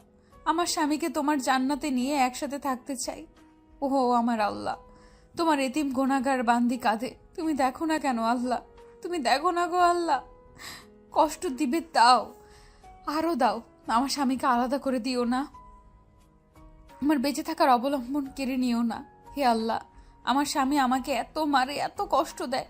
তুমি তো দেখেছো, আমাকে 3বার থাপ্পড় দিয়েছে, 3বারই আমার ঠোঁট কেটে রক্ত বাহির হয়ে গেছে। ও আমার আল্লাহ, তুমি আমার স্বামীর উপর গজব দিও না আল্লাহ। আমি কিন্তু খুশি আছি, তবুও তুমি রাগ করো না। আমাকে মেরেছে আল্লাহ, তোমায় কিন্তু মারেনি আল্লাহ। আমি কিন্তু খুশি আছি, তুমি রাগ করো না। আমার স্বামীকে তুমি হেদায়েত দাও আল্লাহ, তুমি আমার স্বামীকে হেদায়েত দাও, গজব দিও না। আমার স্বামীর বুকে শেষ নিঃশ্বাস ত্যাগ করার তৌফিক দান করো আল্লাহ। তোমার এতিম গোনাগার বান্দির এই ফরিয়াদ রেখে তোমার দরবার থেকে হাত নামাচ্ছে আল্লাহ, আমিন। এদিকে দরজার ওপাশ থেকে কথার মোনাজাত শুনে নিজের অজান্তে চোখের পানি এসে গেল কাব্যের। পিছন দিকে তাকিয়ে দেখে সাথী। তুমি এখানে, আর আমি সারা বাড়ি তোমায় খুঁজতেছি। এই, তুমি কাঁদছো কেন? কথাটা বলে সাথী কান্না করে দিয়ে বলল, কখনো আমায় ছেড়ে যাবে না তো? আমি ভয়ানক একটা স্বপ্ন দেখলাম তোমায় নিয়ে। তুমি আমাকে যদি ছেড়ে যাও তাহলে ফল কাটা ছুরি নিয়ে বলল, এটা আমি আমার গলায় চালিয়ে দেব। তুমি আমাকে ছেড়ে যাওয়ার আগে আমাকে খুন করে আমার লাশের উপর দিয়ে যাবে। এদিকে সাথী কাব্যকে জড়িয়ে ধরে কাঁদতে লাগলো। কাব্য অনিচ্ছা সত্ত্বেও সাথীকে বাহুডোরে আবদ্ধ করে নিল। সাথী কান্না করতে করতে শার্ট ভিজিয়ে ফেলছে। সাথীকে জড়িয়ে কাব্য বলল, ভয় পেও না, তোমাকে ছেড়ে কোথাও যাব না। তাহলে আমার মাথা ছুঁয়ে প্রমিস করো আমাকে ছেড়ে যাবে না। কাব্যের হাতটা কাঁপছে, তার চোখ বারবার পিচ্চিটার মায়াবী চেহারাটা ভেসে উঠছে। চোখ দিয়ে নিজের অজান্তেই পানি আসতে লাগলো তার। কি করবে কিছু বুঝতে পারছে না। জীবনটা এমন কেন, কখনো 1000 বছর বেঁচে থাকার ইচ্ছা জাগায়, আবার কখনো এক মুহূর্তের জন্য নয়। ওই কাব্য, তুমি আমার মাথা ছুঁয়ে প্রমিস করবে না? কখনো আমায় ছেড়ে যাবে না? প্লিজ প্রমিস করো। তোমাকে হারালে সত্যি আমি যে বাঁচবো না, মরে যাবো সত্যি। প্লিজ প্রমিস করো, নয়তো ছুরিটা গলায় চালিয়ে দেবো আমি। প্লিজ, তুমি যে আমার ভালোবাসা, তুমি যে আমার জীবনের একটা অংশ। এই যে তোমার মাথা ছুঁয়ে প্রমিস করছি, কখনো কোনো দিন তোমায় ছেড়ে যাব না। তুমি যে আমার ভালোবাসা, তুমি যে আমার জীবনের একটি অংশ। প্লিজ, মরার কথা বলবে না আর। আমি কাকে নিয়ে বাঁচবো? আচ্ছা কাব্য, তোমাকে একটা কথা বলি, রাগ করবে না তো? কি বলবে বলো। আমার একটা পাপ্পি দেবে? আচ্ছা, কাছে এসো। কাছে আসার কথা শুনেই সাথী এতটা কাছে এসে পড়লো কাব্যের যে সাথীর নিঃশ্বাস তার মুখে পড়ছে। তার ইচ্ছে করছে না, তবুও নিজের অজান্তেই সাথীর কপালে ভালোবাসার স্পর্শ এঁকে দিল। এদিকে সাথী তাকে ধাক্কা দিয়ে বিছানায় ফেলে দিল। তারপর আর কিছু মনে নেই, তবে কে যেন দরজাটা চাপিয়ে দিল। হঠাৎ বিছানাটা কাঁপছে, চোখ খুলতে দেখে তার ফোন এসেছে। ফোনের স্ক্রিনের দিকে তাকাতেই দেখে হিটলারটার ফোন। কাব্য ভয়ে ভয়ে ফোন তুলতেই ওপাশ থেকে বলতে লাগলো, কখন থেকে ফোন দিচ্ছি, ফোন ধরার কোনো নামই নেই। কয়টা বাজে, এখনো ঘুমাচ্ছিস? তাড়াতাড়ি এসে গেট খুলে দিয়ে যা। কাম সারছে, সাথী এখনো কাব্যের বুকেই শুয়েছে। এত সকালে বাসায় সাথীকে দেখলে তাকে কুরবানি করবে, মাথা কাজ করছে না। এই সাথী, আর কত ঘুমাবে? এবার উঠো। বাবু আর একটু ঘুমাই। উঠবা তুমি? তাড়াতাড়ি ওঠো। সাথী চোখ কসলি কসলি উঠে বলল। কি হয়েছে? কাব্য বলল, বাবা এসেছে, বাহিরে দাঁড়িয়ে আছে, কুরবানি করবে আজ আমাদের। এখন কি হবে? যা হবার হবে। বুক থেকে সরো, শাড়িটা পরে নাও। সাথী শাড়িটা ঠিক করে রুমের বাইরে এলো। কাব্য ভয়ে ভয়ে বাসায় গেট খুলতেই তার বাবা বলল, গেট খুলতে এত সময় লাগে? আর ওই মেয়ে এখানে কেন? কেন এসেছে এত সকালে? কাব্য কি বলবে ভেবে পাচ্ছে না, খুব ভয় হচ্ছে। হঠাৎ কথা বলতে লাগলো, বাবা, সাথী আমার বান্ধবী এদিক দিয়ে যাচ্ছিল আর আমাকে ফোন দিয়ে আমি আসতে বলি। বাসায় আসার পর দেখি কাব্য আর সাথী পূর্ব পরিচিত। সাথী, তুমি কিছু মনে করো না, রাজের বাবা এমনি সব কিছু সন্দেহের চোখে দেখে। আন্টি, আমি কিছু মনে করিনি। আমার আজ তাড়া আছে, এখন তাহলে উঠি, অন্যদিন আবার আসবো। সাথী কথাটা বলে চলে গেল। সাথী চলে গেলে কথাকে ছোট্ট করে ধন্যবাদ দিল কাব্য। কথা করুণ দৃষ্টিতে তার দিকে তাকালো। কথার কলেজে ক্লাস শুরু হয়েছে। কথাকে বাবা কলেজে দিয়ে আসতে বলল। বাবার কথা মতো কথাকে কলেজে নিয়ে যাওয়ার জন্য বের হলে সাথী ফোন দেয় এবং বলে কথাকে গাড়ি করে যেন কলেজে পাঠায়। সাথীর কথা মতো তাই করলো কাব্য। দুপুরে বসে আছে কাব্য, হঠাৎ কথার নাম্বার থেকে ফোন আসলো। সে ফোনটা ধরতে ওপাশ থেকে অপরিচিত কণ্ঠে কেউ একজন বলল, ফোনটা যার তিনি দুর্ঘটনায় মারা গেছে, লাস্ট ডায়ালে আপনার নাম্বারটা ছিল। প্লিজ মেয়েটি যদি আপনার পরিচিত হয়ে থাকে তাহলে শেরপুর সরকারি হসপিটালে আসুন। কথাটা শুনে কিছুক্ষণের জন্য পাথর হয়ে গেছিল কাব্য। কি থেকে কি হয়ে গেল। হসপিটালে গিয়ে দেখে মাথাটা কেমন থেতলে গেছে, নাক দিয়ে রক্ত বের হয়ে আছে, মুখটা অনেক মায়াবী লাগছে। আজ কেন জানি বুকটা ফেটে কান্না আসছে। আজ তো কাব্যের সুখের দিন, তার পথের কাঁটা দুনিয়া থেকে বিদায় নিয়েছে। তবে কেন এত কষ্ট হচ্ছে, মনে হচ্ছে প্রাণটা দেহ থেকে বের হয়ে যাচ্ছে। হে আল্লাহ, ভালোবাসা পাওয়ার জন্য নিজের স্ত্রীকে খুন করে ফেললাম। কিছুক্ষণ পর কাব্যের বাবা মা আসলো। তারাও কাঁদছে। বাবা সবচেয়ে বেশি কাঁদছে। আজ কথার দাফন, কথার লাশটা কাঁধে নিয়েছে কাব্য। মনে হচ্ছে কলিজাতে কেউ ছুরি চালিয়ে দিয়েছে তার।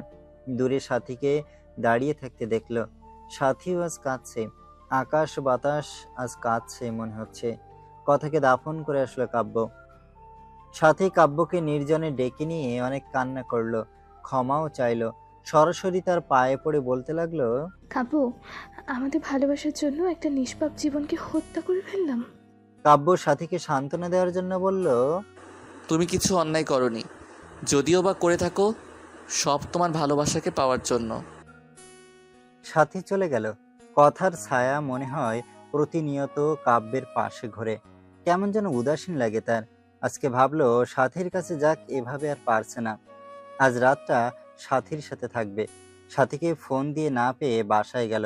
বাসায় গিয়ে দেখে দরজা খোলা। কাব্য সরাসরি সাথীর রুমে চলে গেল। সাথীর রুমের কাছে যেতে দরজার ভেতর থেকে পুরুষ কণ্ঠের আওয়াজ শুনলো। কাব্য ভেতরে কি হচ্ছে তা দেখার জন্য জানালার পর্দা সরিয়ে রুমের ভেতরে তাকাতেই চমকে উঠল। সাথী আর তার ভাই রথিক্রিয়ায় ব্যস্ত। হঠাৎ সাথী যা বলল তা শোনার জন্য একেবারে অপ্রস্তুত ছিল কাব্য। বাবু, কতদিন ধরে আদর করো না, প্লিজ আর একটু কাছে আসো।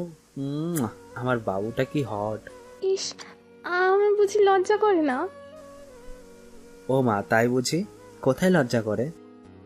কথাটা বলে কিস করতে লাগলো আর বলতে লাগলো, বাসর রাতে কে আগে জড়িয়ে ধরেছিল? আর আমরা তো স্বামী স্ত্রী। স্বামী স্ত্রীর মাঝে কিসের লজ্জা? পৃথিবীর সবাই জানে আমরা ভাই বোন, তবে আমরা দুজন ছাড়া। কথাটা বলে সাথীর ঠোঁট জোড়ার সাথে সজীব নিজের ঠোঁট জোড়া মিলিয়ে দিল। এসব দৃশ্য দেখে কাব্যের পায়ের তলার মাটি সরে যাচ্ছে, চোখ দিয়ে অঝরে পানি ঝরছে, যার জন্য সে তার নিষ্পাপ বউকে হারালো। মন চায় কাল নাগিনীকে খুন করি। কথার মুখটা বারবার চোখের সামনে ভেসে উঠছে কাব্যের। আস্তে আস্তে কথাগুলো বলল, ওগো শুনছো, আমাদের প্ল্যান সাকসেসফুল হওয়ার পথে। আমাদের পথের কাটা কথাকে গাড়ি চাপা দিয়ে মেরে ফেলেছি। মেয়েটা কাব্যকে অনেক ভালোবাসতো, কিন্তু আমার অভিনয়ের কাছে সব ভালোবাসা চাপা পড়ে গেছে। আমার বউটা অভিনয়ে অ্যাওয়ার্ড পাবে। তুমি একদম পারফেক্ট অভিনয় করেছো। সবচেয়ে বেশি রেলগাড়ির নিচে চাপা পড়ে মরার প্ল্যানের অভিনয়টা একদম সুপারহিট হয়েছিল। দেখতে হবে না বউটা? এখন শেষ একটা কাজ হচ্ছে আমার জন্য পাগল কাব্যকে বিয়ে করে কৌশলে তার সমস্ত সম্পত্তি লিখে নিয়ে আমার বাবুটাকে নিয়ে আমেরিকা চলে যাওয়া, আর তা এ মাসেই পূরণ হবে। কথাগুলো শুনে বুকটা চিনচিনে ব্যথা করছে কাব্যের। তার মন চাচ্ছে দুইটাকে খুন করি, এদের জন্য আমার স্ত্রীর কথা আজ পরপারে। কিন্তু না, এদেরকে এভাবে মারলে ফেঁসে যাব। তাই কৌশলে আমার স্ত্রী হত্যার প্রতিশোধ নিতে হবে। কাব্য আজ বাইক চালাচ্ছে আর কথার কথা ভাবছে। তার মনে হচ্ছে কথা তার পাশে বসে তাকে শক্ত করে জড়িয়ে ধরে আছে। চোখ দিয়ে নিজের অজান্তেই পানি আসছে তার। বাড়িতে এসে সে তার বাবাকে জড়িয়ে ধরে ছোট বাচ্চার মতো কান্না করে দিল। খুব কষ্ট হচ্ছে তার। তার বাবা মাথায় হাত বুলিয়ে দিয়ে বলল, আল্লাহর উপর ভরসা রাখ, তিনিই সবকিছু ঠিক করে দিবেন। রুমে এসে শুয়ে পড়ল কাব্য।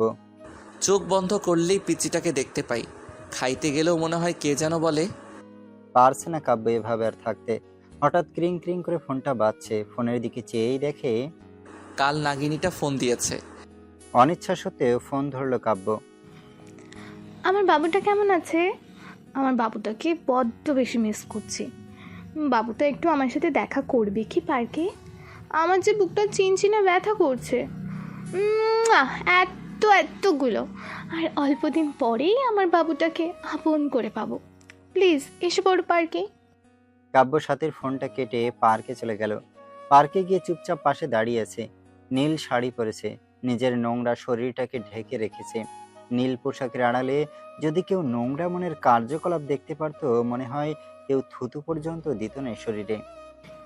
কি হলো বাবু, তোমার পছন্দের শাড়ি পরেছি, কেমন লাগছে বললে না তো? কি বলবো? আচ্ছা বাদ দাও, আমার পথের কাটা তো নেই, চলো না বিয়ে করে নিই। তোমাকে ছাড়া রাতগুলো আমার নির্ঘুম কাটে। তুমি যে আমার হৃদয়ের স্পন্দন। খুব ইচ্ছে তোমাকে আপন করে নেওয়ার। আল্লাহ আমার সেই ইচ্ছা পূরণ করবে না? আমি যে তোমাকে নিজের থেকেও বেশি ভালোবাসি। কথাটা বলার সাথে সাথে ঠাস ঠাস করে চড় বসিয়ে দিল কাব্য। আর সহ্য হচ্ছে না তার। এই, তুই আমাকে ভালোবাসিস? তাহলে সজীবকে? কি বলছো এসব? সজীব তো আমার ভাইয়া। চোখের পানি ফেলে দিয়ে কথাটা বলল। যে কেউ দেখে কাল নাগিনীটার মায়ায় পড়ে যাবে, কিন্তু আমি নই। ছি, তো লজ্জা করে না নিজের স্বামীকে ভাই বলতে, স্বামীকে ভাই বানাতে? আমি সেদিন তোর বাসায় গিয়ে সব দেখেছি আর শুনেছি। তোদের দুটোকে আমি নিজের হাতে খুন করে আমার ফুলের মতো নিষ্পাপ স্ত্রীর হত্যার প্রতিশোধ দিব। বউটাকার তার আগে দেখ ভিডিওটা। যদি সাথীকে বিয়ে না করিস, বলবো সাথীকে বিয়ের প্রলোভন দেখিয়ে তা সর্বনাশ করেছিস। আর সাথী অন্তঃসত্ত্বা, তা বুঝে নে। পিছন দিকে তাকাতেই কাব্য দেখে সজীব মোবাইল ফোনে সাথীর আর তার হোটেল রুমের ভিডিও এবং বাসার ভিডিও তুলে রাখছে। এসব দেখে নিজেকে আর কন্ট্রোল করতে পারছে না কাব্য। ফোনটা আছাড় দিয়ে ভেঙে ফেললো সে। বাবু, খুব রাগ করেছো? এমন হাজারো ভিডিও আছে। বাবু রাগ করে না, আগামী সপ্তাহে আমাদের বিয়ে। তুমি কাজী অফিসে এসো, নয়তো থানাতে পাঠাবো বাসর করতে। কাব্য আর কিছু বলতে পারলো না। এসব তারই পাপের ফল। বাসায় এসে কথার ছবিটা বুকে নিয়ে কান্না করতে করতে ঘুমিয়ে গেল কাব্য। পরের দিন সকালবেলা টেলিভিশন অন করতে যা দেখলো তা দেখার জন্য মোটেও প্রস্তুত ছিল না, কারণ খবর দেখলো কাল রোড অ্যাক্সিডেন্টে সজীব আর সাথী দুজনেই মারা গিয়েছে। মনে মনে ভাবলো, আল্লাহর বিচার সবচেয়ে বড় বিচার, যার হাত থেকে কারো রেহাই নেই। পরের দিন কথার পছন্দের নীল শার্টটা বের করতে আলমারি খুলে একটা ডায়েরি পেল কাব্য। ডায়েরিটা হাতে নিয়েই বুঝতে পারলো এটা কথার লেখা ডায়েরি। প্রথম পাতা উল্টাতেই নীল কালিতে লেখা দেখলো, গতকাল আমার বাসর রাত ছিল। বাসর রাত সব নারীর জীবনেই শ্রেষ্ঠ একটি রাত থাকে, কিন্তু আমার বাসর রাতে স্বামীর হাতের স্পর্শে ঠোঁটের রক্ত ঝরিয়েছি, বাবা মাকে হারিয়েছি। ভেবেছিলাম স্বামীর পায়ের নিচেই বাকি জীবনটা কাটিয়ে দিব, কিন্তু আল্লাহ যার কপালে সুখ রাখেনি সে কিভাবে সুখী হবে। প্রতিদিন মাঝরাতে সবাই যখন ঘুমিয়ে থাকতো, আমি অভাগী একা একা ঘুম থেকে উঠে পড়তাম। আল্লাহর কাছে মাঝরাতে স্বামীকে চেয়ে কান্না করতাম। যেদিন আমার স্বামীর সাথে আমার প্রথম যৌন সম্ভ্রম হলো, সেদিন সব কষ্ট ভুলে গেছিলাম। মনে মনে আল্লাহর দরবারে লক্ষ কোটি শুকরিয়া জানিয়েছিলাম। আল্লাহ তাআলা আমার বরকে আমার করে দিয়েছে। কিন্তু পরের দিন যখন আমার স্বামী জন্ম নিয়ন্ত্রণ পিল নিয়ে এসে আমাকে খেতে বলে, মুহূর্তেই আমার পৃথিবীটা ওলট পালট হয়ে যায়। আমার স্বামী বাধ্য করে আমাকে জন্ম নিয়ন্ত্রণ পিল খাওয়ার। আমি আল্লাহর কাছে কত কেঁদেছি সন্তানটাকে গর্ভধারণ করার জন্য, কিন্তু খুব কষ্ট হতো।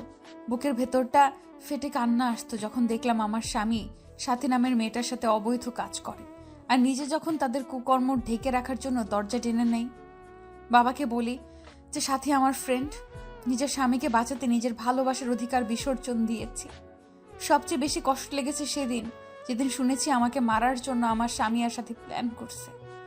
সব জেনেও মনকে এ বলেই সান্ত্বনা দিয়েছি যে কাব্য যদি আমার জীবনের বিনিময়ে সুখী হয়, তাহলেই আমি সার্থক।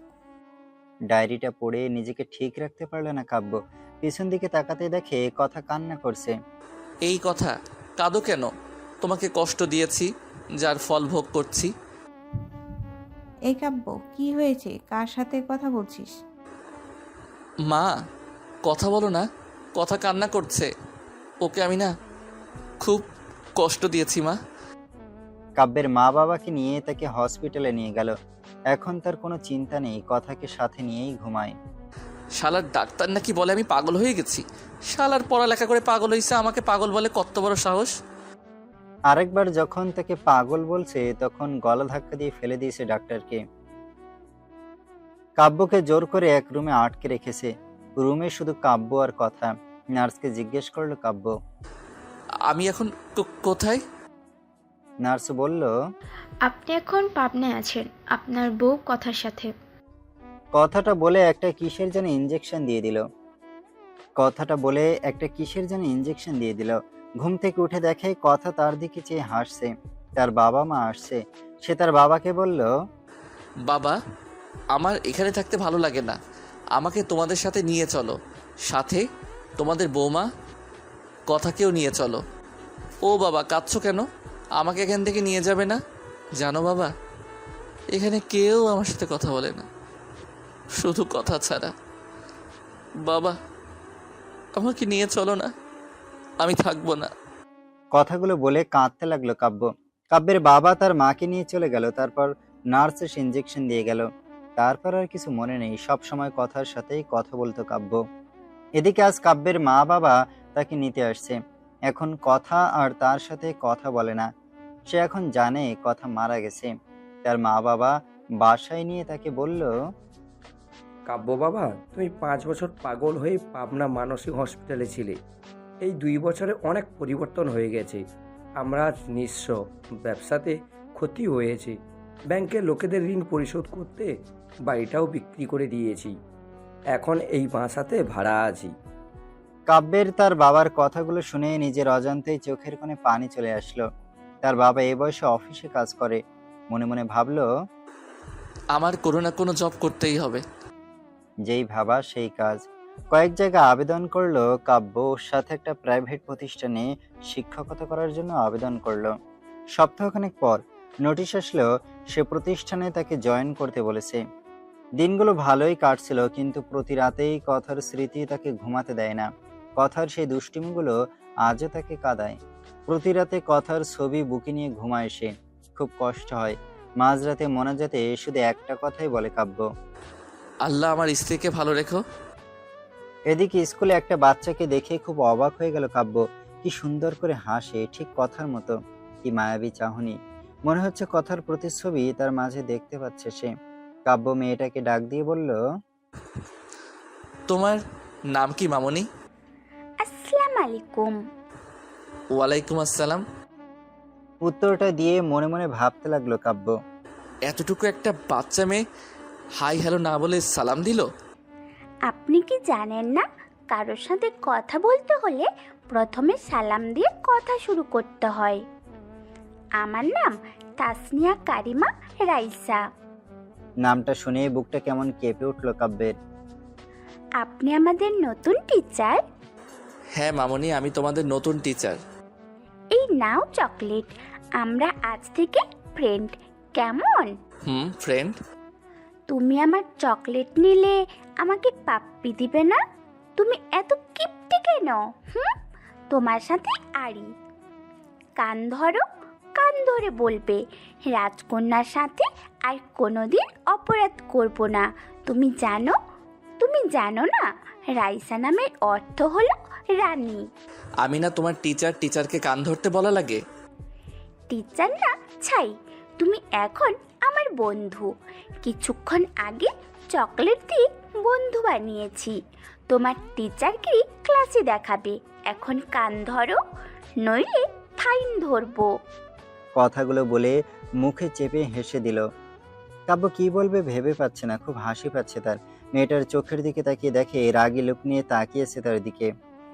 কি হলো, আমার কথা বোঝনি? বন্ধু হলে কেন? বন্ধু হয়েছ যেহেতু কান ধরে বলো, আর এমন অপরাধ হবে না। যদি না কান ধরো তাহলে দাঁত পড়ে যাবে, আর দাঁত পড়ে গেলে বিয়েই হবে না। রাইসার কথা শুনে কাব্য কান ধরে বলল, আমার ভুল হয়ে গেছে, আর এমন ভুল হবে না। কাব্য মেয়েটাকে টান দিয়ে কোলে নিয়ে গালে মুখে চুমু দিয়ে বলল, মামনি এখন হয়েছে?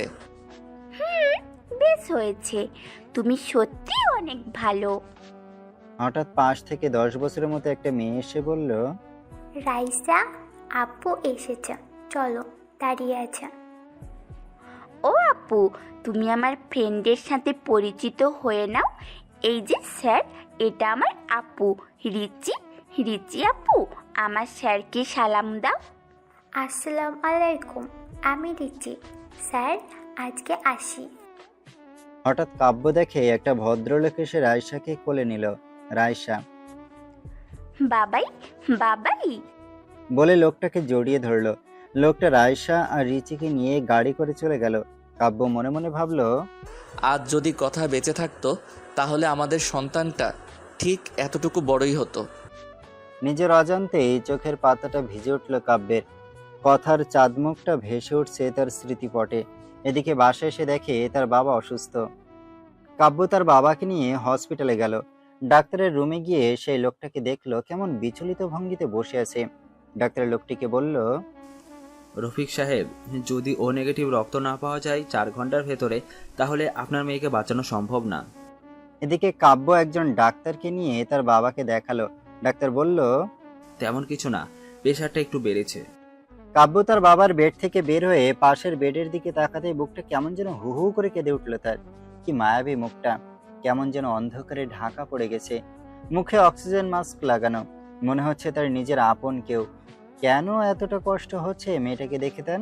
বুকের ভেতর চিনচিনে ব্যথা করছে কাব্যের। ডাক্তারের রুমে গিয়ে বলল কাব্য, মেয়েটার কি হয়েছে?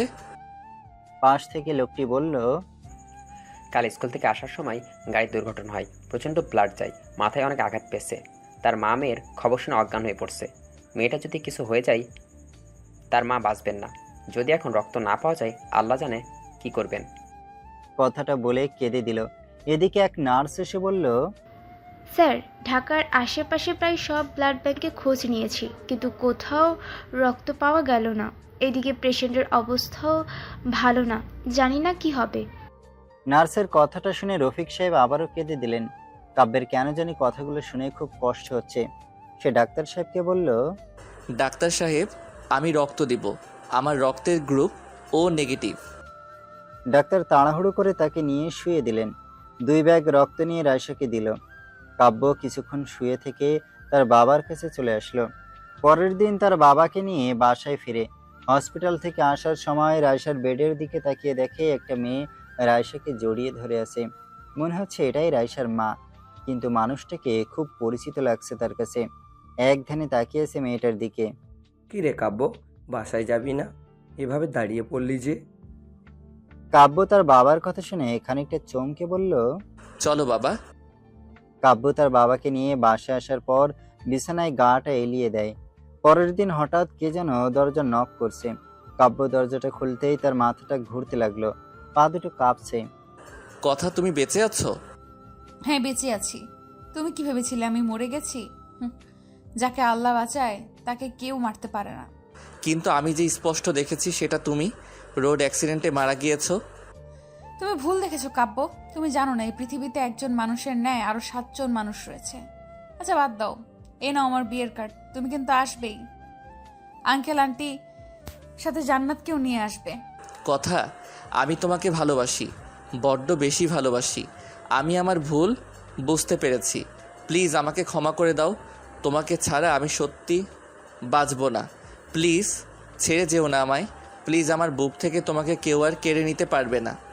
কান্না করে দিয়ে কথাগুলো বলল কাব্য। চোখ থেকে টুপটাপ করে পানি পড়ছে। নিজের অজান্তে কথার হাতটা ধরে ফেলল সে। ঠাস ঠাস করে চড় বসিয়ে দিল কথা কাব্যের গালে। হঠাৎ কি যেন পড়ার শব্দে ঘুম ভেঙে যায় কাব্যের। ফ্লোরের দিকে চেয়ে দেখে তার বুক থেকে কথার ছবিটা পড়ে ভেঙে গিয়েছে। গলাটা শুকিয়ে গেছে তার। টেবিল থেকে এক গ্লাস পানি খেয়ে এসে বিছানায় ধপ করে বসে পড়ল কাব্য। কাব্য বুঝতে পারলো সে কথাকে নিয়ে বাজে স্বপ্ন দেখেছে। কথার মুখটা বারবার ভেসে উঠছে তার চোখের সামনে। কয়েকদিন পর কাব্য স্কুলে গিয়ে দেখে রফিক সাহেব বসে আছে। আপনাকে আজ আপনাদের বাড়িতে দাওয়াত, সন্ধ্যায় আসবেন।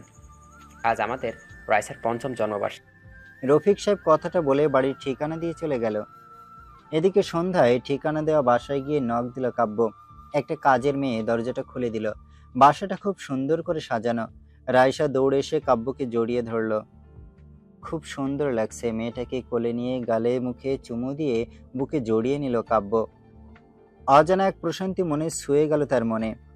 বাড়িতে প্রায় কাব্যদের স্কুলের সব টিচারদের দাওয়াত করা হয়েছে। হঠাৎ সিঁড়ি দিয়ে কাউকে নামতে দেখে থমকে গেল কাব্য। নীল রঙের চশমাটা খুলে মুছে আবার চোখে পড়ল সে। বুকের স্পন্দন বেড়ে যাচ্ছে, কারণ এ তো অন্য কেউ না, কথা। এটা কিভাবে সম্ভব যাকে নিজ হাতে দাফন করেছে সে, যার চাঁদ মুখটা এখনো ভেসে ওঠে তার চোখের সামনে। কিন্তু কথা বেঁচে আছে। কথার দিকে তাকিয়ে পলক ফেলতে পারছে না কাব্য। নিজের অজান্তে এই কথার নাম ধরে ডাকতে গিয়ে গলাটা কেমন যেন ধরে এলো কাব্যের। অন্যদিকে পাশ থেকে কে যেন বলে উঠল, বার্ষিকী। তানিয়া, তোমার শাস্তি এত লেট হয় কেন? কখন থেকে সবাই অপেক্ষা করছে? কাব্য কিছু ভাবতে পারছে না। এদিকে রফিক সাহেব কথার হাত ধরে নামাচ্ছে। কথার সাথে কয়েকবার চোখাচোখি হয়েছে কাব্যের, কিন্তু কোনো কথা হয়নি। এদিকে রায়সার জন্মদিনের কেক কাটার পর কাঁধে কারো হাতের স্পর্শ পেল কাব্য। পিছন দিকে তাকাতেই দেখে কথা। আসসালামু আলাইকুম, আমি তানিয়া রেজওয়ান রফিক। ওয়ালাইকুম আসসালাম, কেমন আছেন? জি ভালো। আমি আপনার কাছে অনেক কৃতজ্ঞ। আপনি আমাদের কলিজার টুকরাকে রক্ত দিয়ে বাঁচিয়েছেন। রাইসার আব্বুর কাছে আপনার কথা শুনেছি। আপনি কি বিয়ে করেছেন? একদিন ম্যাডামকে নিয়ে বেড়াতে আসবেন। কাব্য কি বলবে বুঝতে পারছে না। এটা তার কথা নয়, কিন্তু মনে হচ্ছে এটাই তার ভালোবাসার মানুষ, তার স্ত্রী। কিছু ভাবতে পারছে না সে। বুকটা ফেটে যাচ্ছে তার। আসার সময় বাড়ির গেট পর্যন্ত রায়সা আর তার মা এগিয়ে দিয়ে গেল কাব্যকে। বাসায় এসে কাব্য কথার স্মৃতিগুলো ভাবতে লাগলো। সে জানে এটা কথা নয়, কিন্তু কেন যেন বারবার তার মন বলছে এটাই কথা। এটাই আমার পিচ্চি বউ কথা। এখন প্রায় প্রায় তাদের বাসার নিচে দাঁড়িয়ে থাকে কাব্য। প্রতিদিন কোথায় যেন যায় তানিয়া, যাকে কাব্যের মন বলে এটা তানিয়া নয় কথা। পরে খবর নিয়ে কাব্য জানতে পারে অফিসে যায়, নিজের অফিসে আছে। একদিন অফিসে যাওয়ার পথে কথার গাড়ি আগলে দাঁড়ালো কাব্য। গাড়ি দাঁড়া করাতেই সে বলল, যদি কিছু না মনে করেন পার্কে গিয়ে বসতে পারি? আপনার সাথে কিছু কথা আছে। আচ্ছা চলেন। একটা পার্কে নিয়ে গাড়ি দাঁড় করালো। কিছু বলবেন? আমার যেতে হবে। একটা সত্যি কথা বলবেন? বলেন, কি বলতে চান? আমার মন বলছে তুমি তানিয়া না। আমার কথা, আমার মন বলছে প্লিজ মিথ্যা বলো না। আপনি কি ঠিক আছেন মিস্টার কাব্য? আমি তানিয়া রেজওয়ান রফিক। আপনার মীরা কে? আর কি বলছেন এসব? আপনি এসব বলতে আমাকে এখানে এনেছেন? ছি, লজ্জা করে না আপনার? আমি মিথ্যা বলছি না। এরপর কথার সাথে ঘটে যাওয়া সবকিছু বলল কাব্য। কি আশ্চর্য, আপনি কি আমাকে নাটকের স্ক্রিপ্ট শোনাচ্ছেন? প্লিজ, আমি জানি তুমি আমার কথা, তুমি আমার সাথে মিথ্যা বলছো। কি আশ্চর্য, আমার বিয়ে হয়েছে, বাচ্চাও আছে দুটা। প্লিজ কথা, তুমি এমন কথা বলো না। আমি জানি তুমি মিথ্যা বলছো।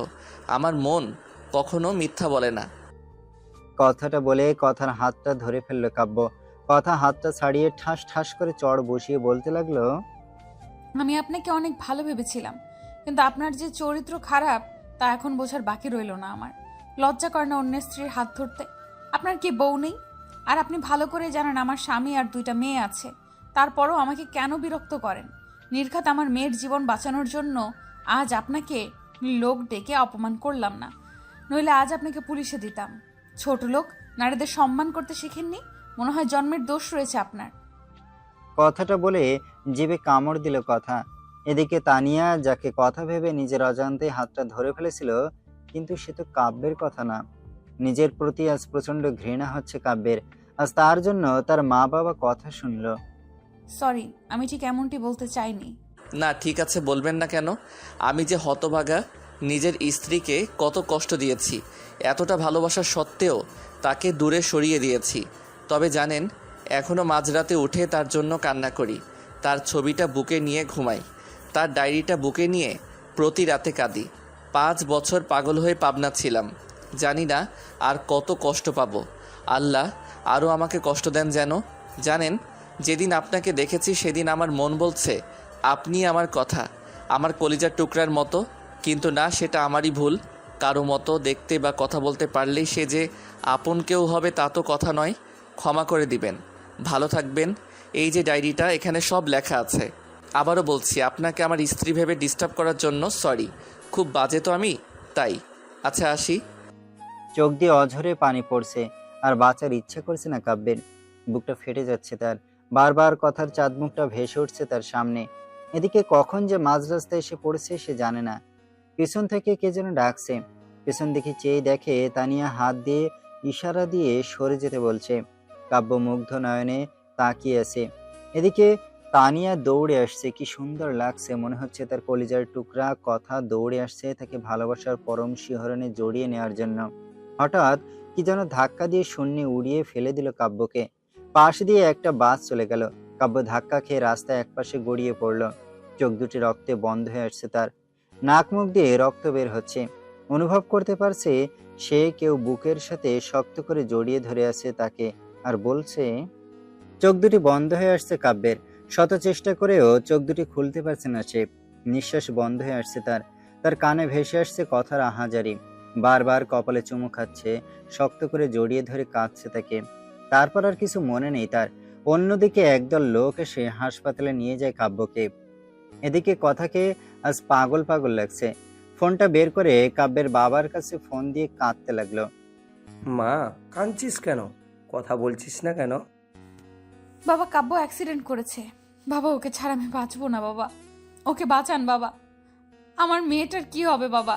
আপনি প্লিজ সদর হাসপাতালে আসেন। কথার মুখে কাব্যের বাবা কাব্যের দুর্ঘটনার কথা শুনে তার পায়ের নিচের মাটি যেন সরে গেল। কই গো কাব্যের মা, চলো হসপিটালে যেতে হবে, আমাদের কাব্য অ্যাক্সিডেন্ট। কথাটা বলতে গিয়ে গলাটা ধরে গেল তার। কি হয়েছে আমার বাবা?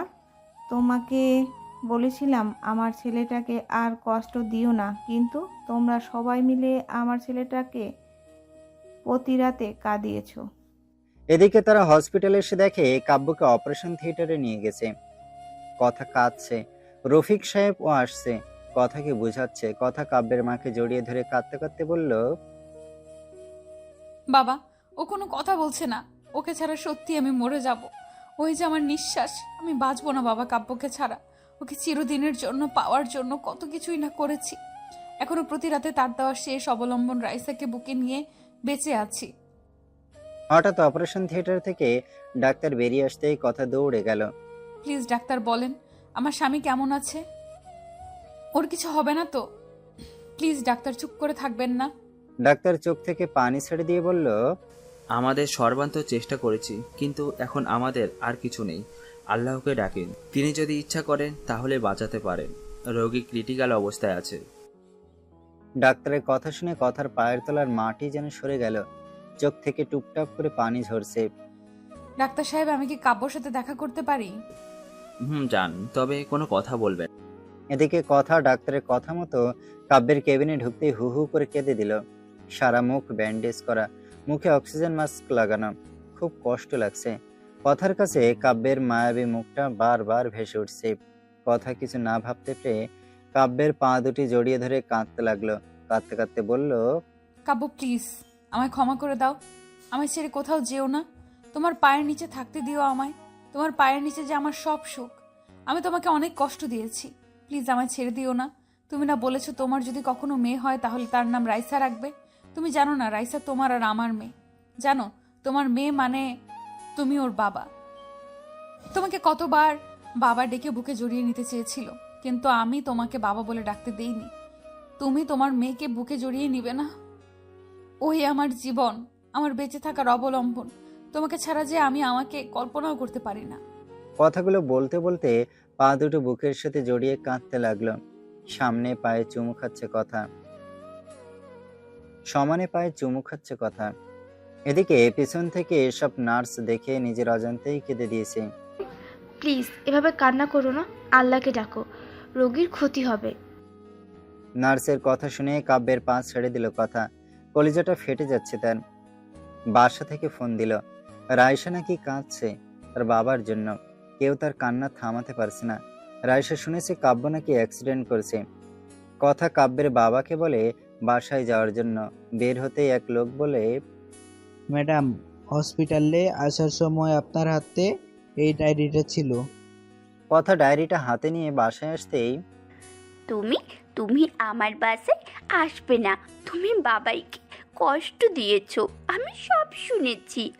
আঙ্কেলকে যখন ফোনে বলেছো যে বাবাই অ্যাক্সিডেন্ট করেছে, তাও তোমার জন্য, তুমি আমাকে বাবা ডাকতে দাওনি। আমার বাবা অনেক ভালো। সেদিন আমার জন্য কান ধরেছিল, আমাকে বুকের সাথে জড়িয়ে ধরেছিল, আমার গালে মুখে পাপ্পিও দিয়েছিল। আমি বাবাই ডাকতে চেয়েও বাবা ডাকতে পারিনি। তুমি ডাকতে নিষেধ করেছিলে বলে ছোটবেলা থেকে বাবাইয়ের ছবি দেখিয়ে বলেছ ওটা তোর বাবা।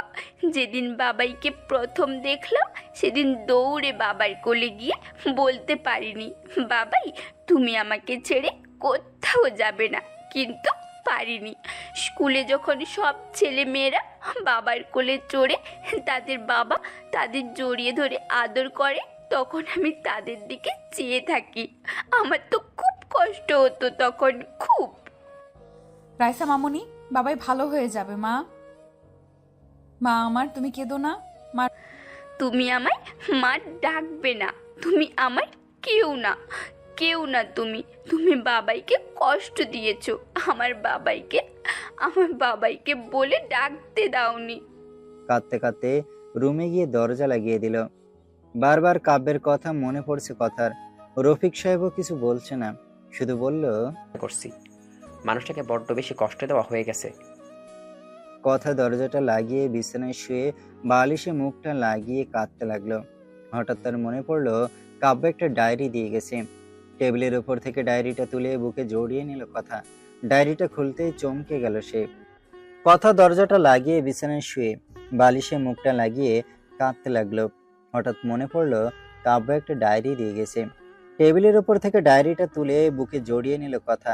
ডায়েরিটা খুলতেই চমকে গেল সে। আমার এই হৃদয় লিখিলাম তোমারই নাম। ডায়েরির পরের পাতা উল্টাতেই, ওগো হৃদয় রাঙিনী, জানি না কিভাবে শুরু করব। আমি যে অনেক বড় অপরাধী, তোমার অবুঝ ভালোবাসাকে অবহেলা করেছি। জানো, যেদিন তোমাকে হারিয়ে ফেলেছি সেদিন বুঝেছি তুমি কতটা জোরে আমার জীবনে ছিলে। জানো, প্রতিদিন তোমার জন্য কেঁদেছি। মাঝরাতে উঠে আল্লাহর কাছে চাইতাম যেন তোমাকে আমার করে দেয়। প্রতি রাতে তোমার ছবিটা বুকে নিয়ে ঘুমাতাম, তোমার ছবি বুকে নিয়ে কাঁদতাম। জানো, মানুষ মারা গেলে নাকি তারা হয়ে যায়, তাই প্রতি সন্ধ্যায় আকাশের তারাদের সাথে কথা বলতাম যেন আমার হৃদয় রাঙিনীকে তারা যেন কষ্ট না দেয়। রাতের আকাশের সবচেয়ে উজ্জ্বল তারাকে তুমি মনে করে কাঁদতাম আর বলতাম, অভিমান ভেঙে এসো না, জড়িয়ে নাও না তোমাতে, আমি যার পারছি না তোমার বিরহে, এসব বলে কাঁদতাম। কিন্তু তুমি এতটাই আমার প্রতি অভিমান করেছিলে যার জন্য আমার সাথে কথা বলো না, শুধু করুণ দৃষ্টিতে আমার দিকে তাকিয়ে থাকতে। সত্যি কি তুমি আমাকে ক্ষমা করবে না? জানো, খুব ইচ্ছা করে তোমাকে এই মরুর বুকে জড়িয়ে নিয়ে শান্ত করতে আমারই প্রাণ। জানো, আজ একটা বাচ্চা মেয়েকে দেখে তোমার কথা বড্ড বেশি মনে পড়ছে। বাচ্চাটা দেখতে ঠিক তোমার মতোই। আমি এতটাই হতভাগা, নিজের বাচ্চাকে নিজের হাতে নষ্ট করেছি। জানো, এখনও সেই রাতের কথাগুলো ভুলতে পারি না। তোমাকে দেওয়া প্রতিটা চরের আঘাত আমার কলিজাতে লেগেছে। জানো, পরের দিন যখন বাচ্চাটাকে ব্লাড দিলাম সেদিন মনে হয়েছে আমার খুব কাছের কাউকে রক্ত দিচ্ছি। বাচ্চাটার জন্মদিনে বাচ্চাটাকে বুকে জড়িয়ে নিতেই তোমার শরীরের গন্ধ পেলাম, কিন্তু যখনই সিঁড়িতে তোমার মতোই কাউকে দেখলাম তখন সত্যি ভেবে নিয়েছিলাম আল্লাহ আমার ডাক শুনেছে। আমি আনন্দে আত্মহারা হয়ে গিয়েছিলাম, কিন্তু যখন শুনেছিলাম তুমি কথা নও, আমাকে চিনো না, তখন আমার কলিজাটা ফেটে যাচ্ছিল। যখন রফিক সাহেব এসে তোমার হাত ধরল আমার কাছে, তখন মনে হয়েছিল কেউ যেন আমার কলিজাটা দুমড়ে মুচড়ে ছিঁড়ে নিয়ে যাচ্ছে। জানো, তুমি নেই জেনেও নিজের অজান্তে পাগলামি করেছি আর বাসায় এসে কেঁদে বুক ভাসিয়েছি। পরের দিন ঠিক করলাম তোমার জন্য লেখা ডায়েরিটা তানিয়া আপুকে দিয়ে তোমার কাছেই চলে আসব। আমি যে আর পারছি না, মৃত্যুর পথ বেছে নেওয়া ছাড়া আমার আর কোনো উপায় নেই। তোমাকে ছাড়া যে এখন আমার নিঃশ্বাস নিতেও কষ্ট হয়।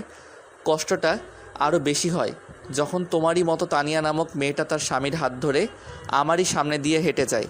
জানো, তখন বড্ড বেশি তোমার কথা মনে পড়ে।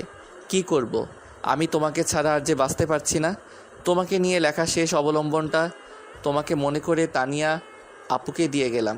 জানো, খুব কষ্ট হচ্ছে লেখাগুলো লিখতে। ডায়েরিটা পড়তেই চোখ দিয়ে জল গড়িয়ে পড়ল কথার। আজকে কথার একটা মিথ্যার জন্যই কাব্য মৃত্যুর কিনারায়। খুব কষ্ট হচ্ছে কথার। কাব্যের মুখটা বারবার কথার সামনে ভেসে উঠছে। কথার কানে বারবার বাজছে কাব্যের শেষ কথাগুলো। হঠাৎ বাইরে কিছু ভাঙার শব্দ পেল কথা রুমের বাইরে এসে দেখে রায়শা কাঁদছে, খাবারের প্লেট ফেলে দিয়েছে। রাগ করে না, খেয়ে নাও। আমাকে মা বলবে না, আমাকে বাবাইয়ের কাছে নিয়ে যাও। আর তুমি আমার বাবাইকে কষ্ট দিয়েছো, আমার সাথে কথা বলবে না তুমি। প্লিজ রাইসা মা আমার, তোমার বাবার কিচ্ছু হবে না, প্লিজ কান্না করো না, খেয়ে নাও। আমাকে বাবাইয়ের কাছে নিয়ে যাও না, বাবাইকে না দেখে খাবো না। হঠাৎ রফিককে আসতে দেখেই কথা ভাইয়া বলে কেঁদে দিয়ে বলল, ভাইয়া, কাব্য বাঁচবে না, কাব্যকে ছাড়া আমিও বাঁচবো না ভাইয়া। রফিক কথাকে বুকে নিয়ে বলল, কথা কান্না করিস না বোন, আল্লাহ তাআলা সব ঠিক করে দিবেন। তোর কান্না যে দেখতে পারি না। মা বাবা তোকে ছোটোবেলায় হারিয়েছি, তানিয়াকেও এই প্রথম দেখিয়েছি, দেখতেই হারিয়ে ফেলেছি। তোকে খুন করার জন্য সাথী নামের একটা মেয়েকে কন্ট্যাক্ট করেছিল। তোকে খুন করতে এসে তোর গলার লকেট দেখে চিনে ফেলি তুই আমার ছোটোবেলার হারিয়ে যাওয়া বোন কথা। কিন্তু সে সময় তানিয়ার গাড়ির নিচে পিষ্টে হতে দেখি। তোর চেহারা তানিয়ার মতনই ছিল, তাই যখন দেখলাম তানিয়া রাস্তার পাশে পড়ে আছে, দৌড়ে বুকে টেনে নেই। সন্ত্রাসী ছিলাম, মানুষের রক্ত দেখলে হাসি পাইতো, কিন্তু যখন নিজের বোনের রক্ত আমার শার্ট ভিজে যাচ্ছিল তখন বুঝেছি আপন মানুষের রক্ত শুধু তাদের শরীর থেকে ঝরে না, আপন মানসিক কলিজা থেকেও ঝরে। তোকে আর তানিয়াকে পেয়ে অন্ধকার রাস্তা থেকে তারপর কাব্যের বাবার প্ল্যান অনুযায়ী তানিয়াকে কথা বানিয়ে কাব্যের বাড়িতে পাঠায়, আর রিচি পায় তার মাকে। রিচির বাবা রফিক ভাইয়ের সাথে সব প্ল্যান করে কথা, কিন্তু এজন্য যে রাজ আজকে মৃত্যুর মুখোমুখি হবে তা জানলে কখনো এতটা মিথ্যার আশ্রয় নিত না সে।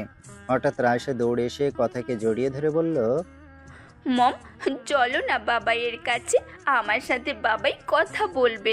তোমাদের সবার সাথে রাগ করে থাকলেও আমার সাথে বাবাই রাগ করে থাকতে পারবে না। বাবাই জানে আমার সাথে অভিমান করলে তাকে কান ধরে উঠবোস করতে হবে। কথাকে কিছু বলতে দেওয়ার আগেই রায়সা কথাকে জোর করে গাড়িতে তুলে নিয়ে গাড়ি চালাতে বলল। কথা রায়সাকে নিয়ে হসপিটালে আসতেই কাব্যের বাবার সাথে দেখা হয়। মারে, কেমন আছিস? বাবা, আমি সত্যি অনেক বড় অপরাধী হয়ে গেলাম। নিজের স্বামীকে কোনো স্ত্রী এতটা কষ্ট দিত না বাবা। সত্যি কাব্যকে ছাড়া আমি বাঁচবো না। অন্যদিকে রায়সা তার বাবার রুমে গিয়ে বলতে লাগলো, ও বাবাই, বাবাই কেমন আছো তুমি? কথা বলবে না আমার সাথে বাবাই? জানো বাবাই, তোমাকে মম কষ্ট দিয়েছে বলে মমের সাথে আড়ি দিয়েছি। ঠিক করেছি না বাবাই? বলো বাবাই, তুমি আমাকে বুকে নিবে না? আমাকে জড়িয়ে ধরে আম্মু ডাকবে না? হঠাৎ একটা নার্স এসে বলল, মামুনি, এখানে কথা বলা যাবে না। আপনি চুপ করেন তো, দেখছেন না আমি আমার বাবাইয়ের সঙ্গে কথা বলছি? কথা বলবে না, বাবাই রাগ করবে। ও বাবাই, তুমি জানো মা তোমার জন্য কত কান্না করে। তোমাকে আমি ছোটবেলা থেকেই দেখেছি মায়ের সাথে একটি ছবিতে। ও বাবাই, স্কুলের সব মেয়েরা তার বাবাইয়ের সাথে ঘুরে বেড়ায়, তাদের বাবাই চকলেট আইসক্রিম কিনেও দেয়। আমি এসব কিচ্ছু চাই না বাবাই। তুমি কথা বলো না বাবাই, কথা বলো, তাহলেই হবে। কথা বলছো না কেন? দেখছো না তোমার রাইসা কাঁদছে? প্লিজ বাবা কথা বলো, আর চুপ করে থেকো না। আমাকে বুকে নাও না বাবাই, তোমার বুকে যেতে খুব খুব ইচ্ছে করছে। ও বাবাই, এত অভিমান কিসের তোমার? মা কাঁদছে বাবাই। বাবাই, মা তোমার জন্য রাতে কান্না করে, আমাকে বুকে নিয়ে তোমার নাম বলে ঘুমের ঘোরেও কান্না করে। তুমি দেখো দাদু ভাইও কাঁদছে। কথা বলবে না আমার সাথে? আমি কিচ্ছু খাইনি, তুমি খাইয়ে দিবে না আমায়? ও বাবাই, তুমি খাইয়ে না দিলে আমি কিন্তু খাবো না। ও বাবা, কথা বলছো না কেন? আমার খুব কষ্ট হচ্ছে বাবাই, আমার বুকের মাঝে ব্যথাও করছে বাবাই। ও বাবাই। কথাগুলো বলছে আর কাঁদছে। এদিকে রায়সার কান্না দেখে সবাই কাঁদছে। কথার কাছে মনে হচ্ছে তার কলিজাটা ফেটে যাচ্ছে। কিছুক্ষণ পর কাব্য কেমন জানি করতে লাগলো। ডাক্তার এসে দেখতেই কাব্য কেমন যেন নড়াচড়া বন্ধ করে দিল। রুম থেকে বের হয়ে ডাক্তার চোখের পানি ছেড়ে দিয়ে বলল, সরি, আমাদের আর কিছুই করার নেই। আপনারা আল্লাহকে ডাকেন, আল্লাহ যদি তাকে স্বয়ং সুস্থ করে। কথাটা শুনেই কথা হসপিটালের ফ্লোরে পড়ে গেল। সবাই কথাকে নিয়ে বেডে শুয়ে দিল। এদিকে সবাই কান্না করছে। রায়সা গিয়ে কাব্যের মাথায় হাত বুলিয়ে দিচ্ছে আর ও বাবাই, বাবাই, ও বাবাই করে ডাকছে। রায়সার কান্না দেখে সবাই কাঁদছে। কাব্যের স্যালাইন নেওয়া বন্ধ হয়ে গেছে। হঠাৎ ডাক্তার এসে কাব্যের মুখ থেকে অক্সিজেন মাস্ক খুলে দিল। স্যালাইনটাও খুলে দিয়ে বলল, করে দেন, কাব্য আর কোনোদিন ফিরবে না। যা ভেবেছিলাম তা। কথা ভাবতে পারছে না কাব্য মারা গেছে। সবাই কান্না করছে। কথা নিস্তব্ধ হয়ে গেছে। রায়সা কাঁদছে আর বলছে, বাবাই কথা বলো না বাবাই, কথা বলবে না আমার সাথে? বাবাই, তুমি আর আমাকে পাপ্পি দিবে না? আমার খুব কষ্ট হচ্ছে বাবাই। আল্লাহ কি পিচ্ছি বলে আমার চোখের পানি দেখে না? ও আল্লাহ, তুমি তো বলেছো ছোট বাচ্চারা নিষ্পাপ হয়, তাদের কোনো পাপ থাকে না, তাদের কথা অগ্রাহ্য করতে পারো না তুমি। ও আল্লাহ, দেখো আমি কাঁদছি, তুমি আমার বাবাইকে বলো না আমার সাথে কথা বলতে। তুমি কথা বলতে বললে বাবাই আর চুপ করে থাকতে পারবে না। দেখো তো, বাবাই আমার সাথে অভিমান করেছে, আমাকে আর কোলেই নেয় না, আদরও করে না। আমার কষ্ট হয় না বুঝি? বাবাই, ও বাবাই, কথা বলো না। মা, মা দেখো, বাবাই কথা বলছে না, বাবাইকে বলো না কথা বলতে। ও বাবাই। এদিকে সবাই কাব্যের জানাজা করে কবরে নিয়ে যাচ্ছে। কথা বাকরুদ্ধ হয়ে গেছে, ফ্যাল ফ্যাল করে তাকিয়েছে কাব্যের চলে যাওয়ার দিকে। কলিজাটা ফেটে যাচ্ছে তার। আজ একটি ভুলের জন্য কাব্য সারা জীবনের জন্য হারিয়ে গেল কথার জীবন থেকে। মম, বাবাইকে কোথায় নিয়ে যায় বলো না মা? বাবাইকে সবাই কোথায় নিয়ে যায়? বাবা কি রাগ করেছে তাই নিয়ে যাচ্ছে? বাবা আবার কখন আসবে মা? বলো না মা, আমার বাবাইকে সবাই কোথায় নিয়ে যায়? রায়শার কথা শুনে কথার কষ্টে বুকটা ফেটে যাচ্ছে, নিঃশ্বাস নিতে কষ্ট হচ্ছে। রায়শাকে বুকের সাথে শক্ত করে জড়িয়ে ধরেছে কথা। রায়শাকে কি বলবে সে উত্তর যে কথার কাছে নেই। এদিকে কাব্যকে কবরে নামালে কথা আর থাকতে পারে না, দৌড়ে চলে যায় কবরের কাছে, গিয়ে বলতে লাগে, বাবা, আমার স্বামীকে কোথাও যেতে দিব না, তোমরা কেউ আমার স্বামীকে দূরে সরিয়ে দিও না। এদিকে কথার চিল্লানি শুনে কাব্যের বাবা কথাকে গিয়ে বলে, কি হয়েছে মা, তুই কাঁদছিস কেন? বাবা কাব্যকে কবর দিয়ে দিচ্ছে। বাবা প্লিজ আমার কাব্যকে কবর দিতে দিয়েন না, ওকে ছাড়া আমি বাঁচবো না বাবা, সত্যি ওকে ছাড়া মরে যাব। মারে, তুই দুঃস্বপ্ন দেখেছিস, কাব্য বেঁচে আছে, ডাক্তার আল্লাহকে ডাকতে বলল। আমি জানি তুই কাব্যকে অনেক ভালোবাসিস, এত কষ্ট দেওয়ার পরও তুই ওকেই ভালোবেসে গিয়েছিস। বাবা কাব্য কোথায়? কাব্যের বেডে। কথা দৌড়ে কাব্যের বেডে গিয়ে দেখে রায়শা কাব্যের বুকে শুয়ে আছে, মুখে অক্সিজেন মাস্ক লাগানো, শরীরে স্যালাইন যাচ্ছে। কথা কাব্যের কপালে চুমু দিয়ে কাব্যের পা ধরে কাঁদতে লাগলো। প্লিজ তুমি আমাকে ছেড়ে দিও না, কিভাবে বাঁচবো আমি তোমায় ছাড়া? তুমি যে আমার জীবন, তুমি যে আমার ভালোবাসা। প্লিজ ম্যাডাম, এভাবে কাঁদবেন না, পেশেন্টের সমস্যা হবে, পারলে আল্লাহকে ডাকুন। ঘড়ির দিকে তাকিয়ে দেখে রাত 1টা বাজে। কথা দুরাকাত নফল নামাজ শেষ করে মোনাজাতে দুটি হাত উত্তোলন করে বলতে লাগলো, হে পরম করুণাময় আল্লাহ তাআলা, হে রহমান রহিম, এই শেষ রাতে পৃথিবীর সকল মানুষ যখন ঘুমন্ত, এমন অবস্থায় তোমার পবিত্র দরবারে দুটি হাত তুলে ধরেছি। ছোটকালেই মা বাবাকে হারিয়েছি, বাবার স্নেহ কি জিনিস তা কখনো পাইনি মায়ের ভালোবাসা। এখন আমার জীবনের একমাত্র অবলম্বন আমার স্বামী। আজ আমার স্বামীর জীবন ভিক্ষা চাই তোমার দরবারে। হে আল্লাহ, ফকির এক দরজা ভিক্ষা না পেলে অন্য দরজায় যায়, আর তুমি ছাড়া তো আমার কোনো দরজা নেই। এই ভিখারিণীকে তুমি খালি হাতে ফিরিয়ে দিও না। আমি কিচ্ছু চাইনি কোনোদিন তোমার দরবারে, কোনোদিন বলিনি বা অভিযোগ করিনি মা বাবাকে কেন কেড়ে নিলে। আল্লাহ, তোমার কাছে আমার স্বামীর জীবন ভিক্ষা চাই। আল্লাহ, আমার জীবনের বদৌলতে হলেও আমার স্বামীকে বাঁচিয়ে দাও, আমার মেয়েকে তুমি বাবাহারা করো না। আল্লাহ, সন্তান কাঁদলে নাকি মা সহ্য করতে পারে না। ও আল্লাহ, তুমি তো দুনিয়ার মায়ের চেয়েও তোমার বান্দা বান্দীদের লক্ষ কোটি গুণ বেশি ভালোবাসো। আল্লাহ, এই নিশিরাতে তুমি কি আমার কথা শুনতে পাচ্ছ না? আমার স্বামীকে সুস্থ করে দাও হে আল্লাহ। আমার বেঁচে থাকার অবলম্বনকে আমার কাছ থেকে দূরে সরিয়ে দিও না। নিশ্চয়ই তোমার গুনাহগার বান্দির দোয়া তুমি কবুল করেছো। এই কথা বলে মোনাজাত শেষ করে যায় নামাজেই ঘুমিয়ে গেল কথা। ভোরের আলো পড়তেই কথার ঘুম ভেঙে যায়। কথা দৌড়ে যায় কাব্যের বেডে। কথা গিয়ে দেখে কাব্যের অক্সিজেন মাস্ক খোলা। ডাক্তার এসে বলল কাব্য আর ফিরবে না। কথাটা বলেই ডাক্তার চলে গেল। কথা চিল্লিয়ে কাঁদছে। না, আমার কাব্য আমাকে ছেড়ে কোথাও যেতে পারে না। কাব্যের পা দুটি জড়িয়ে ধরে বলতে লাগলো, এই তুমি আমাকে ছেড়ে যেও না, আমি সত্যিই তোমাকে ছাড়া বাঁচবো না। তোমার বুকই যে আমার শেষ ঠিকানা, প্লিজ কথা বলো, আর চুপ করে থেকো না। কথা কাব্যের পা জড়িয়ে ধরে কাঁদছে। কথা কাঁদতে কাঁদতে কাব্যের কপালে গিয়ে ভালোবাসার স্পর্শ এঁকে দিল। এদিকে কে যেন কথাকে শক্ত করে জড়িয়ে ধরলো। কথা চেয়ে দেখে কাব্য কথাকে শক্ত করে জড়িয়ে ধরেছে। এদিকে কাব্য বলছে, আমি কি আমার পিচ্চি বউটাকে রেখে মরতে পারি? আমি যে আমার পিচ্চি পরিটাকে বড্ড বেশি ভালোবাসি, আমার পিচ্চিটাকে কি আমি জড়িয়ে ধরতে পারি? যা দুষ্টু। কথাটা বলে কাব্যের বুকে মুখ লুকালো। এই কি করছো? শার্ট তো ভিজে গেল। ভিজুক, কেন কষ্ট দিলে আমায়? তুমিও তো আমাকে কম কষ্ট দাওনি। 5 বছর তোমাকে ছাড়া কাটিয়েছি, তাই আমিও ডাক্তারকে সব কিছু বলে ডাক্তারের সাথে প্ল্যান করে এসব করেছি। তবে অ্যাক্সিডেন্ট সত্যি সত্যি হয়েছিল। আচ্ছা, সত্যি যদি আমি হারিয়ে যেতাম? কথা কাব্যের মুখে হাত দিয়ে ফেললো। কি বলছো? তাহলে আমার কি হবে? এখনো তো সারা রাত বাকি, আর এখন আমি কিন্তু আর পিচ্ছি না। কাব্য হেসে দিয়ে কথাকে জড়িয়ে ধরলো।